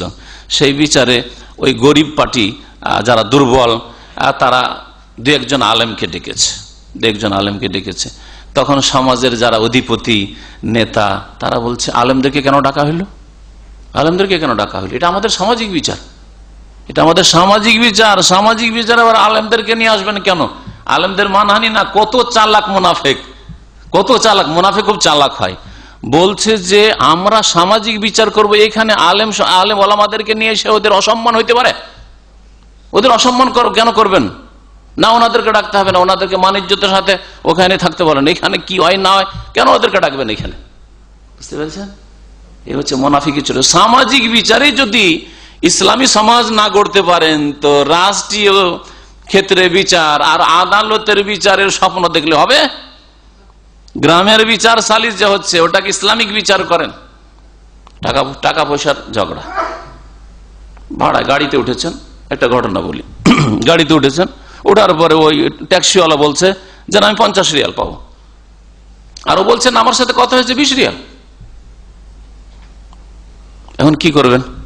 নবী করিম সাল্লাল্লাহু আলাইহি ওয়াসাল্লাম বিচার করেছেন, আল বাইয়িনাতু আলাল মুদ্দাই ওয়াল ইয়ামিনু আলা মান আনকারা। যে দাবি করছে 50 রিয়ালের, তাকে সাক্ষী পেশ করতে হবে। তোমার সাক্ষী কোথায় যে তুমি 50 রিয়ালে এই করেছো? তুমি দাবি করছো 50 রিয়াল, তো তোমাকে দলিল পেশ করতে হবে, সাক্ষী পেশ করতে হবে। সাক্ষী নেই, ওয়াল ইয়ামিনু আলা মান আনকার, যে অস্বীকার করছে, বলছে না আমি 50 রিয়াল না, আমার 20 রিয়াল কথা হয়েছে, তাহলে সে কসম করবে, আল্লাহর কসম করে বলছে আমি 20 রিয়ালে তার গাড়িতে চেপেছি, মুক্ত হয়ে যাবে 20 রিয়াল দি। তাহলে বিচার ইসলামে রয়েছে। এখন সামাজিক বিচার বসিয়ে দিলেন, আর দেখলেন যে যার দল ভারী তাকে জিতে দিতে হবে। এখানে দল ভারী হয়তো ট্যাক্সিওয়ালার, তখন ট্যাক্সিওয়ালা তাদের ইউনিয়ন আছে, ইউনিয়ন জিতিয়ে দিল তাদেরকে। অথবা দেখা গেল যে পাবলিকের দল ভারী, তখন ও গরিবকে মেরে তাড়িয়ে দিল হয়তো। হ্যাঁ, না, এইগুলো বিচার নাই, এগুলো হচ্ছে জাহিলিয়াত। কোরআনে কারীমের কাছে বিচার নিতে হবে দ্বীনের মৌলিক বিষয়ের ক্ষেত্রে। বিচার মানে শুধু বিচার সালিস মামলাতের ক্ষেত্রে না, আকীদার ক্ষেত্রেও। আকীদা কেমন হবে? যেমন কোরআন এবং হাদিসে বলা হয়েছে। ইবাদত কেমন হবে? ইবাদতের ক্ষেত্রে। নামাজ কেমন হবে? যেমন কোরআন এবং হাদিসে বলা হয়েছে। রাসূলুল্লাহ সাল্লাল্লাহু আলাইহি ওয়াসাল্লামের নামাজ যেমন হাদিসে রয়েছে তেমন নামাজ হবে। এমন নয় যে ফিকর কিতাবের নামাজ পড়বেন আর 4 ফিকার 4 রকম নামাজ। নবী সাল্লাল্লাহু আলাইহি ওয়াসাল্লাম 4 রকম নামাজ দিয়ে গেছেন নাকি? না, 4 রকমটাকে একরকম করার চেষ্টা করতে হবে।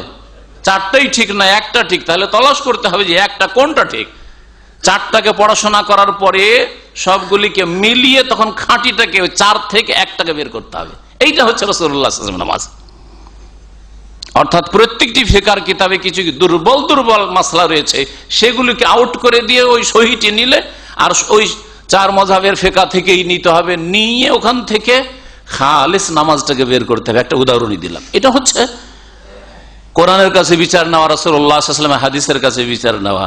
আর আপনি বলছেন নামাজ ভাই আমাদের তরিকার নামাজ পড়বো। হ্যাঁ, তাহলে ওইখানেই তো বিচার নেন, আর ব্যক্তি জীবনে তো কোরআনের বিচার নিতে চান না। হ্যাঁ, না হয়তো দিয়ে নামাজ শুরু, না হয়তো কোন হাদিসে আছে বলেন তো দেখি। হ্যাঁ, ইক্তাদা বিহাযাল ইমাম, কোন হাদিস আছে? একটা জয়ীফ হাদিসে দেখান তো দেখি, বলতে হবে। হ্যাঁ, যাই নামাজের দোয়া তাকবীরে তাহরিমার আগে কোন একটা হাদিস দেখান তো দেখি। তাহলে নামাজের ক্ষেত্রেই যদি আমরা বিচার না নিতে পারি কোরআনে কারিমের কাছে, আকীদার ক্ষেত্রেই বিচার না নিতে কোন হাদিসে আছে, কোন আয়াতে আছে যে আল্লাহ দেন আর জিলানি চিশতিও দেয়? হ্যাঁ, ছেলে মেয়ে পাওয়া যায় মাজারে, রোগ ভালো হয় মাজারে, কোন আয়াত আছে, কোন হাদিস আছে বলেন দেখি। আকীদার ক্ষেত্রে যদি কোরআনে কারিমের কাছে বিচার না নিতে পারেন, তাহলে শুধু রাষ্ট্রীয় ক্ষমতার স্বপ্ন দেখলে কি আর সংস্কার হবে, সংশোধন হবে, আর আল্লাহ পাকের আযাব উঠবে? উঠবে না, কখনো উঠবে না।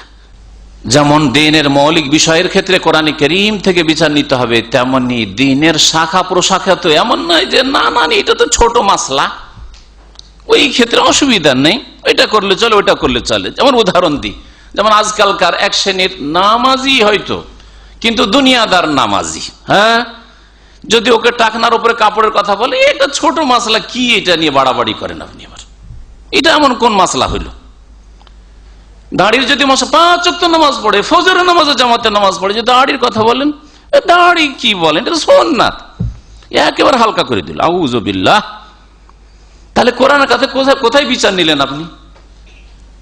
ব্যক্তি জীবনে আপনি চেহারাটার ক্ষেত্রে কোরআনের বিচার নিতে পারেন না, ওই কাপড়টার ক্ষেত্রে কোরআনের বিচার নিতে পারেন না, আপনি হাদিসের বিচার নিতে পারেন না, রাসূলুল্লাহ সাল্লাল্লাহু আলাইহি ওয়াসাল্লাম নিয়ে আসা বিচার ফয়সালা নিতে পারেন না, আর ওইখানে যেখানে আপনার ক্ষমতা চলে না সেখানকার স্বপ্ন দেখছেন যে ওইটাকে ঠিক করব। কি করে ঠিক হবে? আমি নগদ মোহর দিয়ে বিয়ে করবো, এটা সুন্নতি তরিকা।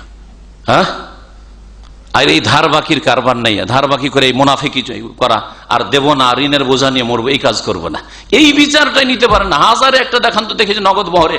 হ্যাঁ, ভারত, বাংলাদেশ, পাকিস্তান, আমাদের উপমহাদেশে দেখেন যে নগদ মোহরে বিবাহ হচ্ছে, সুন্নতি তরিকা বিবাহ শাদী হচ্ছে। কোন ক্ষেত্রে বলবেন? যেখানে আপনার নিজের ব্যাপার ছিল, সামান্য ব্যাপার ছিল, আমি নগদ পয়সা দিয়ে বিয়ে করবো, আমি জমি জায়গা কিনছি, দোকানপাট কিনছি নগদ পয়সা দিয়ে, তারপর রেজিস্ট্রি হচ্ছে, আর আমার বিয়েটা এমনিতেই সব বাকি রেখে। আশ্চর্য কথা, এখানে বিচার নিতে পারলেন না কোরআনে কারীমের কাছে। আর কোরআনে কারীমের বিচার আপনি আরো কোথাও উপর জায়গায় নেবেন? কোরআনে কারীমের বিচার জীবনের প্রত্যেকটি ক্ষেত্রে নিতে হবে।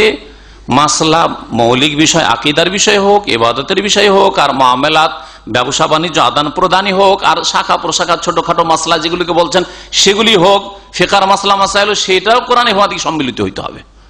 আল্লাহ পাক রব্বুল আলামিন ইরশাদ করেছেন সূরা মায়েদার আয়াত নম্বর 49, ওয়া আনহিকুম বাইনাহুম বিমা আনজালাল্লাহ, হে নবী তুমি তাদের মাঝে আল্লাহর নাযিলকৃত বিধান দিয়ে ফয়সালা করো।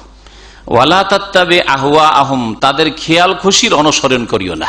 খেয়াল খুশির অনুসরণ, নামাজ যে যেমন পড়ছে পড়ুক, খেয়াল খুশির অনুসরণ। যে কোনো ক্ষেত্রে যখন আপনি দলিল ভিত্তিক চলবেন না, কোরআন সুন্নাহ মোতাবেক আপনি ফয়সালা করবেন না, খেয়াল খুশি। আপনার পারিবারিক জীবন খেয়াল খুশি চলছে, আপনার ছেলে মেয়ে যেমন মনে হচ্ছে তেমন চলছে, তাদের লেখাপড়া যেমন মনে হচ্ছে তেমন চলছে, সহশিক্ষা কোরআনী জীবন, হ্যাঁ, কোরআনী পরিবার, সহশিক্ষা। আপনার যুবতী মেয়েকে পড়ার জন্য পাঠিয়ে দিলেন, বিবাহ হয়ে গেছে, বিবাহ স্বামীর ঘরে চলে গেছে, স্বামী বিদেশে চাকরি করে, তারপরও স্ত্রীকে ইউনিভার্সিটিতে পড়ার জন্য, অমুক ইউনিভার্সিটিতে আমার স্ত্রী পড়াশোনা করে, ডিগ্রি করতে গেছে, আর ওখান থেকে বেরিয়ে চলে গেছে, ওটা না। তাদের খেয়াল খুশির অনুসরণ করিও না, বরং ফয়সালা কর আল্লাহ নাযিলকৃত বিধান দিয়ে, কোরআনে কারীম দিয়ে। ওয়াহজারহুম, আর সাবধান হয়ে যাও তাদের থেকে, আইয়াফতিনুকা আম বা'দি মা আনজালাল্লাহ, আল্লাহ পাক যা নাযিল করেছেন তার কিছু অংশ থেকে তোমাকে ফিরিয়ে না নেয়। অসুবিধা নেই, ঠিক আছে কোরআনের কথাই মানছি, কিন্তু কিছু কথায় ডিসকাউন্ট দেন। এমন নয় যে তুমি ডিসকাউন্ট দিয়ে দাও, সমঝোতায় চলে আসো যে ঠিক আছে আমি ইসলাম মানছি, কিন্তু পর্দার বিষয়টা পুরোপুরি মানতে পারছি না। দিন ইসলাম মানছি, কিন্তু লেখাপড়ার ব্যাপারটা আজকাল ছেলে মেয়েদেরকে পড়াইতে হবে, ডাক্তার বানাইতে হবে, ইঞ্জিনিয়ার বানাইতে হবে, সুতরাং সহশিক্ষা ছাড়া পারছি না। ওয়াহজারহুম, সাবধান, আল্লাহ যা নাযিল করেছেন সেই বিধান কায়েম করতে গিয়ে তোমাকে কিছু ক্ষেত্রে ফিতনায় না ফেলে দেয়। কিভাবে সাবধান করা হয়েছে কোরআনে কারীম আজকালকার মুসলিম সমাজের উপর কিভাবে ফিট হচ্ছে দেখেন তো দেখি। ফাইন তাওয়াল্লাউ, তারপরে তারা যদি ফিরে যায়, যে আল্লাহর দিন মোতাবেক জীবন যাপন করলো না, আল্লাহর দিন দিয়ে বিচার নিল না, কোরআন দিয়ে বিচার নিল না, ফাআলাম, তো জেনে রাখো, আন্নামা ইউরিদুল্লাহু আন ইউসিবাহুম বিবাযি যুনুবিহিম, আল্লাহ তাদের সাথে এটাই চান যে তাদের কিছু গুনার তাদেরকে শাস্তি দেবেন। কত সুন্দর কথা, যে যখন দিনকে মানবে না, যখন কোরআনে কারীমের কাছে বিচার নেবে না, বরং উল্টো দিকে ফিরে যাচ্ছে, ফাইন তাওয়াল্লাহ, যদি ফিরে যায় যে আমরা পশ্চিম আইন দিয়ে বিচার করব, হ্যাঁ, আমরা রাশিয়ার আইন দিয়ে বিচার করব, হ্যাঁ, আমরা অমুক মতবাদ দিয়ে দেশ পরিচালিত করব, ইত্যাদি ইত্যাদি, আমাদের সামাজিক কিছু প্রথা আছে সেগুলো না মানলে চলে না।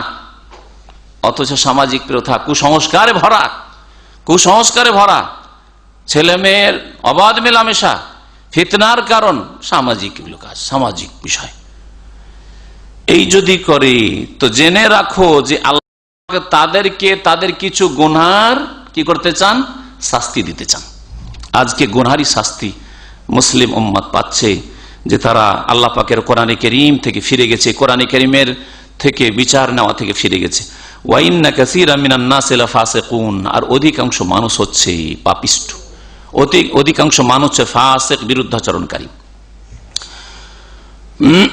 আল্লাহ পাক রব্বুল আলামিন আরো ইরশাদ করেছেন, ওমান লাম ইয়াহকুম বিমা আনজালাল্লাহু ফাউলাইকা হুমুল কাফিরুন, ওমান লাম ইয়াহকুম বিমা আনজালাল্লাহু ফাউলাইকা হুমুল ফাসিকুন, ওমান লাম ইয়াহকুম বিমা আনজালাল্লাহু ফাউলাইকা হুমুজ জালিমুন। তিনটি আয়াতে, একটাই আল্লাহ কাফের বলেছেন, আর একটাই জালেম বলেছেন, আর একটি আয়াতে বলেছেন যারা মানব রচিত বিধান দিয়ে ফয়সালা করে তারাকে ফাসিক, পাপিষ্ঠ বলেছেন। তাহলে এর দ্বারা বোঝা গেল যে যারা মানুষের তৈরি করা আইন দিয়ে বিচার করে তারা ঢালাহারে কাফের না।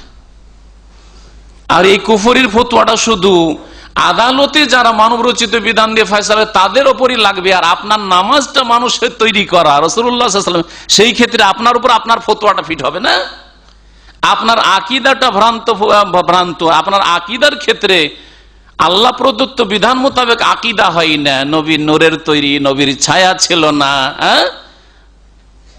নবী হায়াতুন নবী বেঁচে আছেন, এগুলো মানুষের তৈরি করা হইল না, ওই ক্ষেত্রে আপনার উপর ওই ফতোয়াটা ফিট হবে না। এই জন্য ঢালাহারে ফতোয়া দেবেন না। কেউ কাফের হবে, কেউ জালেম হবে, কেউ ফাসিক হবে। যারা মনে করে যে মানুষের তৈরি করা জিনিস বেশি উত্তম অথবা কোরআনের সমান, তারা কাফের হয়ে যাবে।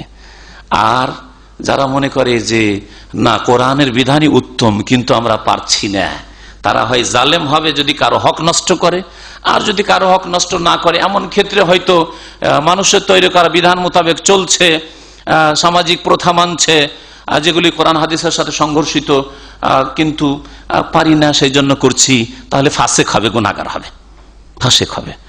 তাহলে এই জন্য কুফরির বিষয়ে সাধারণ মানুষদের মুখ খোলা মোটেই জায়েজ নয়, নির্দিষ্ট করেও নয়, আর অনির্দিষ্ট করে নয়। আর এমনকি আলেমদেরকেও নির্দিষ্ট করে কারো সম্পর্কে বলা যে অমুক ব্যক্তি এটা জায়েজ নয়, যতক্ষণ পর্যন্ত কুফরির জন্য যেসব শর্ত রয়েছে কুফরি কারো সম্পর্কে বলার ক্ষেত্রে অথবা তার থেকে ঈমান কেড়ে নেওয়ার ক্ষেত্রে, যতক্ষণ পর্যন্ত সেসব শর্ত পুরা না হয়েছে আর বাধা দূর না হয়েছে, এরকম ফতোয়াবাজি করা বাড়াবাড়ি। 5 নম্বর হক হচ্ছে কোরআনে কারীম এর অর্থ বুঝবেন, বুঝার সাথে সাথে গভীরভাবে চিন্তা করবেন, যেটাকে কোরআনের ভাষা বলা হয়েছে তাদাব্বুরি কোরআন। তাদাব্বুরি কোরআন মানে কোরআন নিয়ে গৌর ফিকির করা, চিন্তা গবেষণা করা।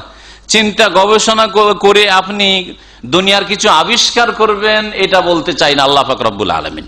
সে আল্লাহ যদি দেন যে দুনিয়ার ক্ষেত্রে কিছু আসলো আপনার, সেটা আল্লাহ পাক রব্বুল আলামিনের দান, কিন্তু কোরআনে কারীম নিয়ে গভীরভাবে আপনার গবেষণা করা মানে কোরআনের গভীরতায় ঢোকার চেষ্টা করা। একটা হচ্ছে কোরআনের অর্থটা বুঝলেন, আপনি তরজমা বুঝলেন, তাফসীরটা বুঝলেন, আল্লাহ পাক রব্বুল আলামিন কি বলছেন এটা বুঝে গেলেন, এটা হচ্ছে অর্থ বুঝা। শিখা এবং শিখানো ওই হকের ক্ষেত্রে চলে এসছে। আর একটা এর চাইতে গভীরতায় আপনার নামার চেষ্টা করা, যে কোরআনের প্রত্যেকটি আয়াত আপনি পড়বেন, অর্থ বুঝবেন এবং সেটা নিয়ে বারবার করে গভীরভাবে চিন্তা করবেন, যাতে করে আপনার ইমানি উন্নতি হয়, আপনার হৃদয় আলোকিত হয়, মুনাওয়ার হয়, আপনার জীবনটা পাল্টে যায়, আপনার অন্তরটা নরম হয়ে যায়, আর আপনার চোখ দিয়ে আপনি ইচ্ছা না করলেও পানি চলে আসে। এটা হচ্ছে তাদাব্বুরে কোরআন, কোরআন নিয়ে গৌরব ফিকির করা, কোরআন নিয়ে গভীরভাবে গবেষণা করা বা চিন্তা করা। আল্লাহ পাক রব্বুল আলামিন দুটি আয়াতে আহ্বান করেছেন এই মর্মে। সূরা নিসার আয়াত নম্বর 82, তাতে আল্লাহ পাক ইরশাদ করেছেন, আফালা ইয়াতাদাব্বারুনাল কোরআন, তারা কি কোরআন নিয়ে গভীরভাবে চিন্তা করে না? ওয়ালাউ কানা মিন ইনদি গায়রিল্লাহ, এই কোরআনে কারীম আল্লাহ ছাড়া যদি অন্য কারো তরফ থেকে হইতো, লাওয়াজাদু ফি ইখতিলাফান কাসীরা, তাহলে তাতে অনেক দ্বিমত পেত, অনেক পরস্পর বিরোধী কথা পেত। কোরআন যদি আল্লাহ ছাড়া অন্য কারো তরফ থেকে হইতো, তো একটি আয়াত আর এক আয়াতের সাথে সংঘর্ষিত হইতো। এক জায়গায় একরকম বলা হয়েছে, আরেক জায়গায় আরেক রকম বলা হয়েছে। যেমন যেসব কিতাব বিকৃত হয়েছে সেসব কিতাব, যেসব পুস্তক মানুষ রচনা করেছে সেসব ক্ষেত্রে এক জায়গায় নবীদেরকে বাড়িয়ে দেওয়া হয়েছে অতিরঞ্জন করে, উলুহিয়াতের গুণ দিয়ে দেওয়া হয়েছে, আর এক জায়গায় নামাতে নামে তাদেরকে চরিত্রহীন করে দেওয়া হয়েছে। যেমন বিকৃত বাইবেলের অবস্থা, এইরকমই বেদের অবস্থা। বেদে কোন জায়গায় তৌহিদের কথা, একত্বের কথা, আল্লাহর একত্বের কথা বলা হয়েছে, আবার দেবদেবীর কথা আর শিরকের কথা বলা হয়েছে। ওয়ালাউ কানা মিন ইনদি গায়রিল্লাহি লাওয়াজাদু ফি ইখতিলাফান কাসীরা, মানুষের তৈরি করা আর্যদের যেহেতু রচনা, সেই জন্য তাতে তৌহিদ আল্লাহর একত্বের কথাও আছে আর শিরক আর দেবদেবীর কথাও আছে। কিন্তু কোরআনে কারীম আছে কি? কোরআনে কারীম আছে কোন কবর মাজার পূজা? গৌস আছে, কুতুবের কথা আছে, ফানা ফিল্লাহর কথা আছে, তাসাউফের কথা আছে? কোথায় দেখান তো দেখি, তাহলে বলতাম যে হ্যাঁ, কোরআনে তৌহিদ আছে আর সুন্নত আছে আর বিদআত আছে। কোথায় আছে? কোরআনে তৌহিদ আছে, শিরক নেই, শিরককে নির্মূল করা হয়েছে, আর কোরআনে সুন্নত আছে, বিদআত নেই। আল্লাহ পাক রব্বুল আলামিন সূরা মুহাম্মদে ইরশাদ করেছে, আফালা ইয়াতাদাব্বারুনাল কোরআন, মানব জাতি কি কোরআন নিয়ে গভীরভাবে গবেষণা করে না?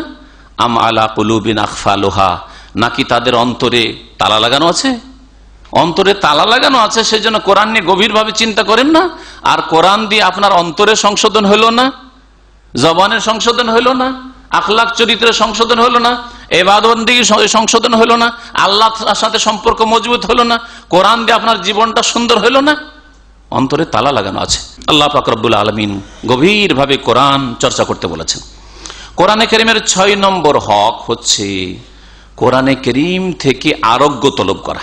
কোরআনে কারীম থেকে আরোগ্য তলব করা, অন্তরের আরোগ্য আর শরীরের আরোগ্য। শরীরের শেফাও রয়েছে কোরআনে কারীমে, যা অনেক মুসলিমরাই নিয়ে থাকে, কোরআনে কারীম দিয়ে শেফা।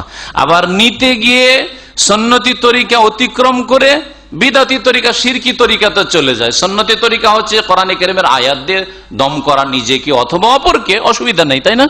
কিন্তু কোরআনে কারীমকে তাবিজ বানানো আর তাবিজ লটকানো হাতে, কোমরে অথবা গলায়, নিজের অথবা ছেলে মেয়েদের গাড়িতে, গাছে ইত্যাদি, শিরক বিদআতে গিয়ে পৌঁছে গেল। কোরআনে কারীমে যেমন শেফা রয়েছে, সুন্নতি তরিকায় শেফাটা নিতে হবে। রাসূলুল্লাহ সাল্লাল্লাহু আলাইহি ওয়াসাল্লাম যেভাবে নিয়েছেন, তাবিজ ব্যবহার করা হয়নি, বরং দম করেছেন, পড়ে ফুঁক দিয়েছেন। নিজেকে নিজেই দম করার চেষ্টা করতে হবে, অন্যের কাছ থেকে চাওয়ার তেমন প্রয়োজন করে না, তবে প্রয়োজন হলে চাইতে পারেন, অথবা কেউ আপনার উপকার করতে পারে এই ক্ষেত্রে। আর সবচেয়ে বড় শিফা, আরোগ্য হচ্ছে অন্তরের শিফা। অন্তরের সমস্ত ব্যাধি, অন্তরের ব্যাধি হচ্ছে সংশয়ের ব্যাধি, শিরকের ব্যাধি, কুফরির ব্যাধি, মুনাফিকের ব্যাধি, মনে পাপের বিমারি রয়েছে, পাপের এমন চাহিদা রয়েছে, এই সব চাহিদা দূর করবে, এই সব রোগ দূর করবে এই কোরআনে কারীম। কোরআনে কারীম দিয়ে আপনি আরোগ্য তলব করবেন আপনার অন্তরের। কোরআনে অন্তরের আরেক ব্যাধি হচ্ছে শাহওয়াত, অর্থাৎ কুপ্রবৃত্তির ব্যাধি, মনের খারাপ বাসনা, দুনিয়া যত পারি হাসিল করব যেইভাবে হোক না কেন, স্বার্থ হাসিল করব যেভাবে হোক না কেন, আমার মনের চাহিদা পূরণ করব যেভাবে হোক না কেন, শাহওয়াতের ব্যাধি। তো কুপ্রবৃত্তির ব্যাধি আর আরেকটা হচ্ছে সংশয়ের ব্যাধি। এই দুই রকম অন্তরের ব্যাধির শিফা, আরোগ্য রয়েছে, চিকিৎসা রয়েছে কোরআনে কারিমে। আর শরীরের যতগুলি রোগ রয়েছে সব রোগের চিকিৎসা রয়েছে কোরআনে কারিমে। যেমন নবী করিম সাল্লাল্লাহু আলাইহি ওয়াসাল্লাম বলেছেন সূরা ফাতিহা সম্পর্কে যে সূরাতুল ফাতিহাতে শিফা মিন কুল্লি, সূরা ফাতিহায় প্রত্যেক রোগের শিফা রয়েছে। আল্লাহ পাক রব্বুল সূরা বনী ইসরাঈল আয়াত নম্বর 82 তে ইরশাদ করেছেন ওয়ানুনাজ্জিলু মিনাল কুরআনি মা হুয়া শিফা, আমি আল্লাহ কোরআন নাযিল করেছি যাতে শিফা রয়েছে। কোরআন হচ্ছে শিফা, আরোগ্য। ওয়া রাহমাতুল লিল মুমিনিন, এবং মুমিনদের জন্য এতে রয়েছে রহমত, আল্লাহ পাকের করুণা। ওয়ালা ইয়াজিদুজ জালিমিনা ইল্লা খাসারা, তবে জালেমদের কোরআন দিয়ে কি হয়? আরো ক্ষতি বৃদ্ধি হয়। জালেমদের কোরআন দিয়ে আরো ক্ষতি বৃদ্ধি হয়, কারণ কোরআনে কারীম নাযিল হয়েছে, কোরআনে কারীম তাদের কাছে এসেছে, কোরআনে কারীমের প্রতি ঈমান জন্মসূত্রে পেয়েছে, বাই বার্থ মুসলিম, কিন্তু কোরআনে কারীমের হক আদায় করলো না, জালেমের জীবন যাপন করলো, সুতরাং ক্ষতিগ্রস্ত হওয়াটা কি বৃদ্ধি করলো, দুনিয়ার ক্ষতি করলো, আখিরাতের ক্ষতি করলো। কোরআনে কারীমের এই শেষ হক বললাম যে কোরআনে কারীম থেকে শেফা নেবেন, যেমন নবী করিম সাল্লাল্লাহু আলাইহি ওয়াসাল্লাম শেফা নিয়েছেন। শরীরের কোরআনে কারীম থেকে শেফা নেবেন। অন্তরের যেমন রাসূলুল্লাহ সাল্লাল্লাহু আলাইহি ওয়াসাল্লাম সাহাবায়ে কেরামরা শেফা নিয়েছেন। যাদের অন্তরে শিরক কুফরি ভরা ছিল তারা শিরক কুফরিকে দূর করে দিয়ে এমন ঈমান দিয়ে অন্তরকে আলোকিত করেছিলেন যে তাদের কাছে জানের সামান্য কোনো মূল্য ছিল না। আল্লাহ রাব্বুল আলামিনের রাস্তায় চলে যাব এবং আল্লাহ রাস্তায় এই জানকে যদি কোরবানি করতে পারি, মাল কোরবানি করতে পারি, তাহলে আমি ভাগ্যবান হলাম। এই তাদের ঈমান তৈরি হয়েছিল, এইভাবে তাদের অন্তর আলোকিত হয়েছিল। নবী করিম সাল্লাল্লাহু আলাইহি ওয়াসাল্লামের একটি হাদিস শেষখানে শোনায় কোরআনে কারীমের ফজিলত সম্পর্কে।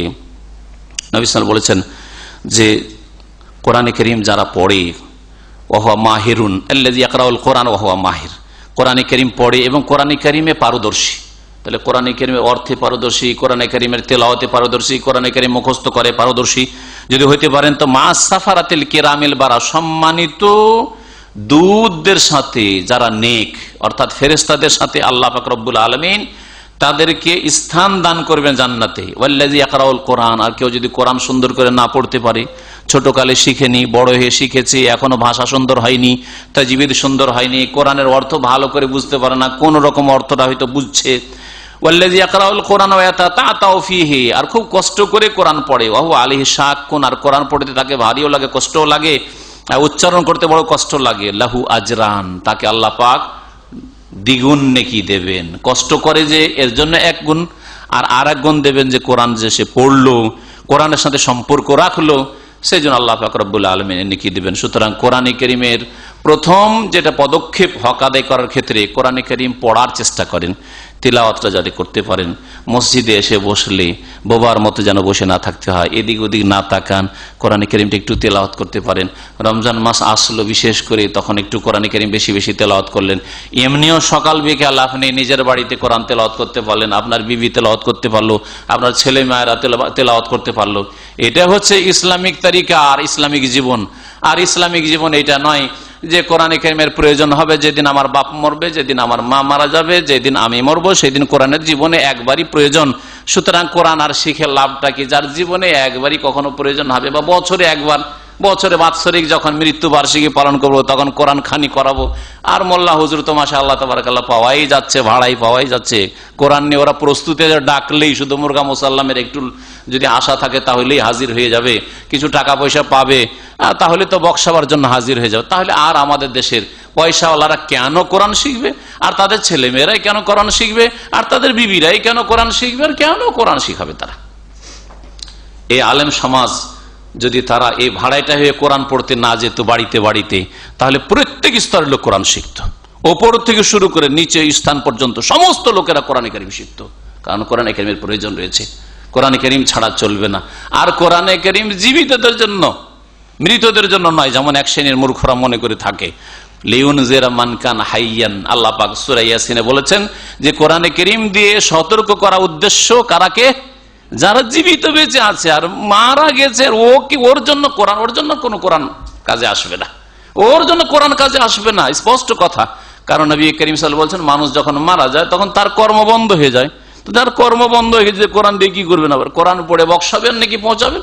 নবী করিম সাল্লাল্লাহু আলাইহি ওয়াসাল্লামের বড় স্ত্রী খাদিজা রাদিয়াল্লাহু তাআলা মারা গেছেন, কোরআন দিয়ে বক্সাননি। নবী সাল্লাল্লাহু আলাইহি 3 মেয়ে মারা গেছেন নবী সাল্লাল্লাহু আলাইহি ওয়াসাল্লামের জীবদ্দশায়, তাদের একবারও কোরআন বক্সেনি। তাহলে এই কোরআন দিয়ে বক্সানো, কোরআন পড়ে সওয়াবটা আমি হাদিয়া করে দিলাম অথবা ইসালে সওয়াব করলাম, সওয়াব রেসানি করলাম, এসব ভাষা বিদাতি ভাষা, এসব ভাষা ইসলামিক ভাষা নয়, এগুলো কোরআন এবং হাদিসের ভাষা নয় এবং সুন্নতি তরিকাও নয়। আল্লাহ পাক রব্বুল আলামিন যেন কোরআনে কারীমের হক আদায় করার তৌফিক দান করেন। আল্লাহ পাক রব্বুল আমাদের গুনাহ খাতা যেন মাফ করে দেন। কোরআনে কারীমের যেসব হকগুলি, 6টি হক আলোচনা করলাম, আল্লাহ পাক রব্বুল আমাদের সবগুলি হক আদায় করার জন্য তৌফিক দান করেন। কোরআনে কারীম সম্পর্কে রাসূলুল্লাহ সাল্লাল্লাহু আলাইহি ওয়াসাল্লাম কিয়ামতের দিন যেসব লোকদের সম্পর্কে অভিযোগ করবেন আল্লাহর দরবারে, আল্লাহ তাদের দলে আমাদেরকে শামিল করিও না, তাদের দলে আমাদেরকে শামিল করো যাদের সম্পর্কে নবী করিম সাল্লাল্লাহু আলাইহি সাল্লাম ভবিষ্যৎবাণী করেছেন আর বলেছেন সবচেয়ে শ্রেষ্ঠ ওই সব লোকেরা যারা কোরআন শিখে এবং শেখায়, যারা কোরআনে কারীম ভালো করে পড়ে, কোরআনে কারীমের হক আদায় করে, তাদের দুনিয়াতে আল্লাহ পাক উপরে উঠাবেন, সম্মানিত করবেন, তাদের দল আল্লাহ পাক আমাদের শামিল করো। কোরআনে কারীম দিয়ে আমাদের দুনিয়াকে সুন্দর করে দাও আল্লাহ পাক, আমাদের আখিরাতকে সুন্দর করে দাও আল্লাহ পাক রব্বুল আলামিন। তোমার কাছে দোয়া করি আল্লাহ আমাদের জান্নাতুল ফিরদৌস দান করো কোরআনে কারীমের বরকতে। আল্লাহ তুমি আমাদেরকে হেদায়েত দান করো, আমাদেরকে দ্বীনের উপর কায়েম রাখো। আল্লাহ আমাদের আত্মীয় স্বজনদের গুনাহ খাতা তুমি মাফ করে দাও, বাপ মায়ের গুনাহ খাতা মাফ করে দাও, যারা মুমিন মুমিনা দুনিয়া থেকে বিদায় নিয়েছে তাদের গুনাহ খাতা তুমি মাফ করে দাও, তাদের সকলকে জান্নাতুল ফিরদৌস দান করো। রব্বানা ইগফির লানা ওয়া লিইখওয়ানিনা আল্লাযীনা সাবাকুনা বিল ঈমান ওয়া লা তাজআল ফী কুলুবিনা গিল্লাল লিল্লাযীনা আমানু রব্বানা ইন্নাকা রাউফুর রহিম। সুবহানা রাব্বিকা রাব্বিল ইজ্জাতি আম্মা ইয়াসিফুন ওয়া সালামুন আলাল মুরসালিন ওয়ালহামদুলিল্লাহি রাব্বিল আলামিন।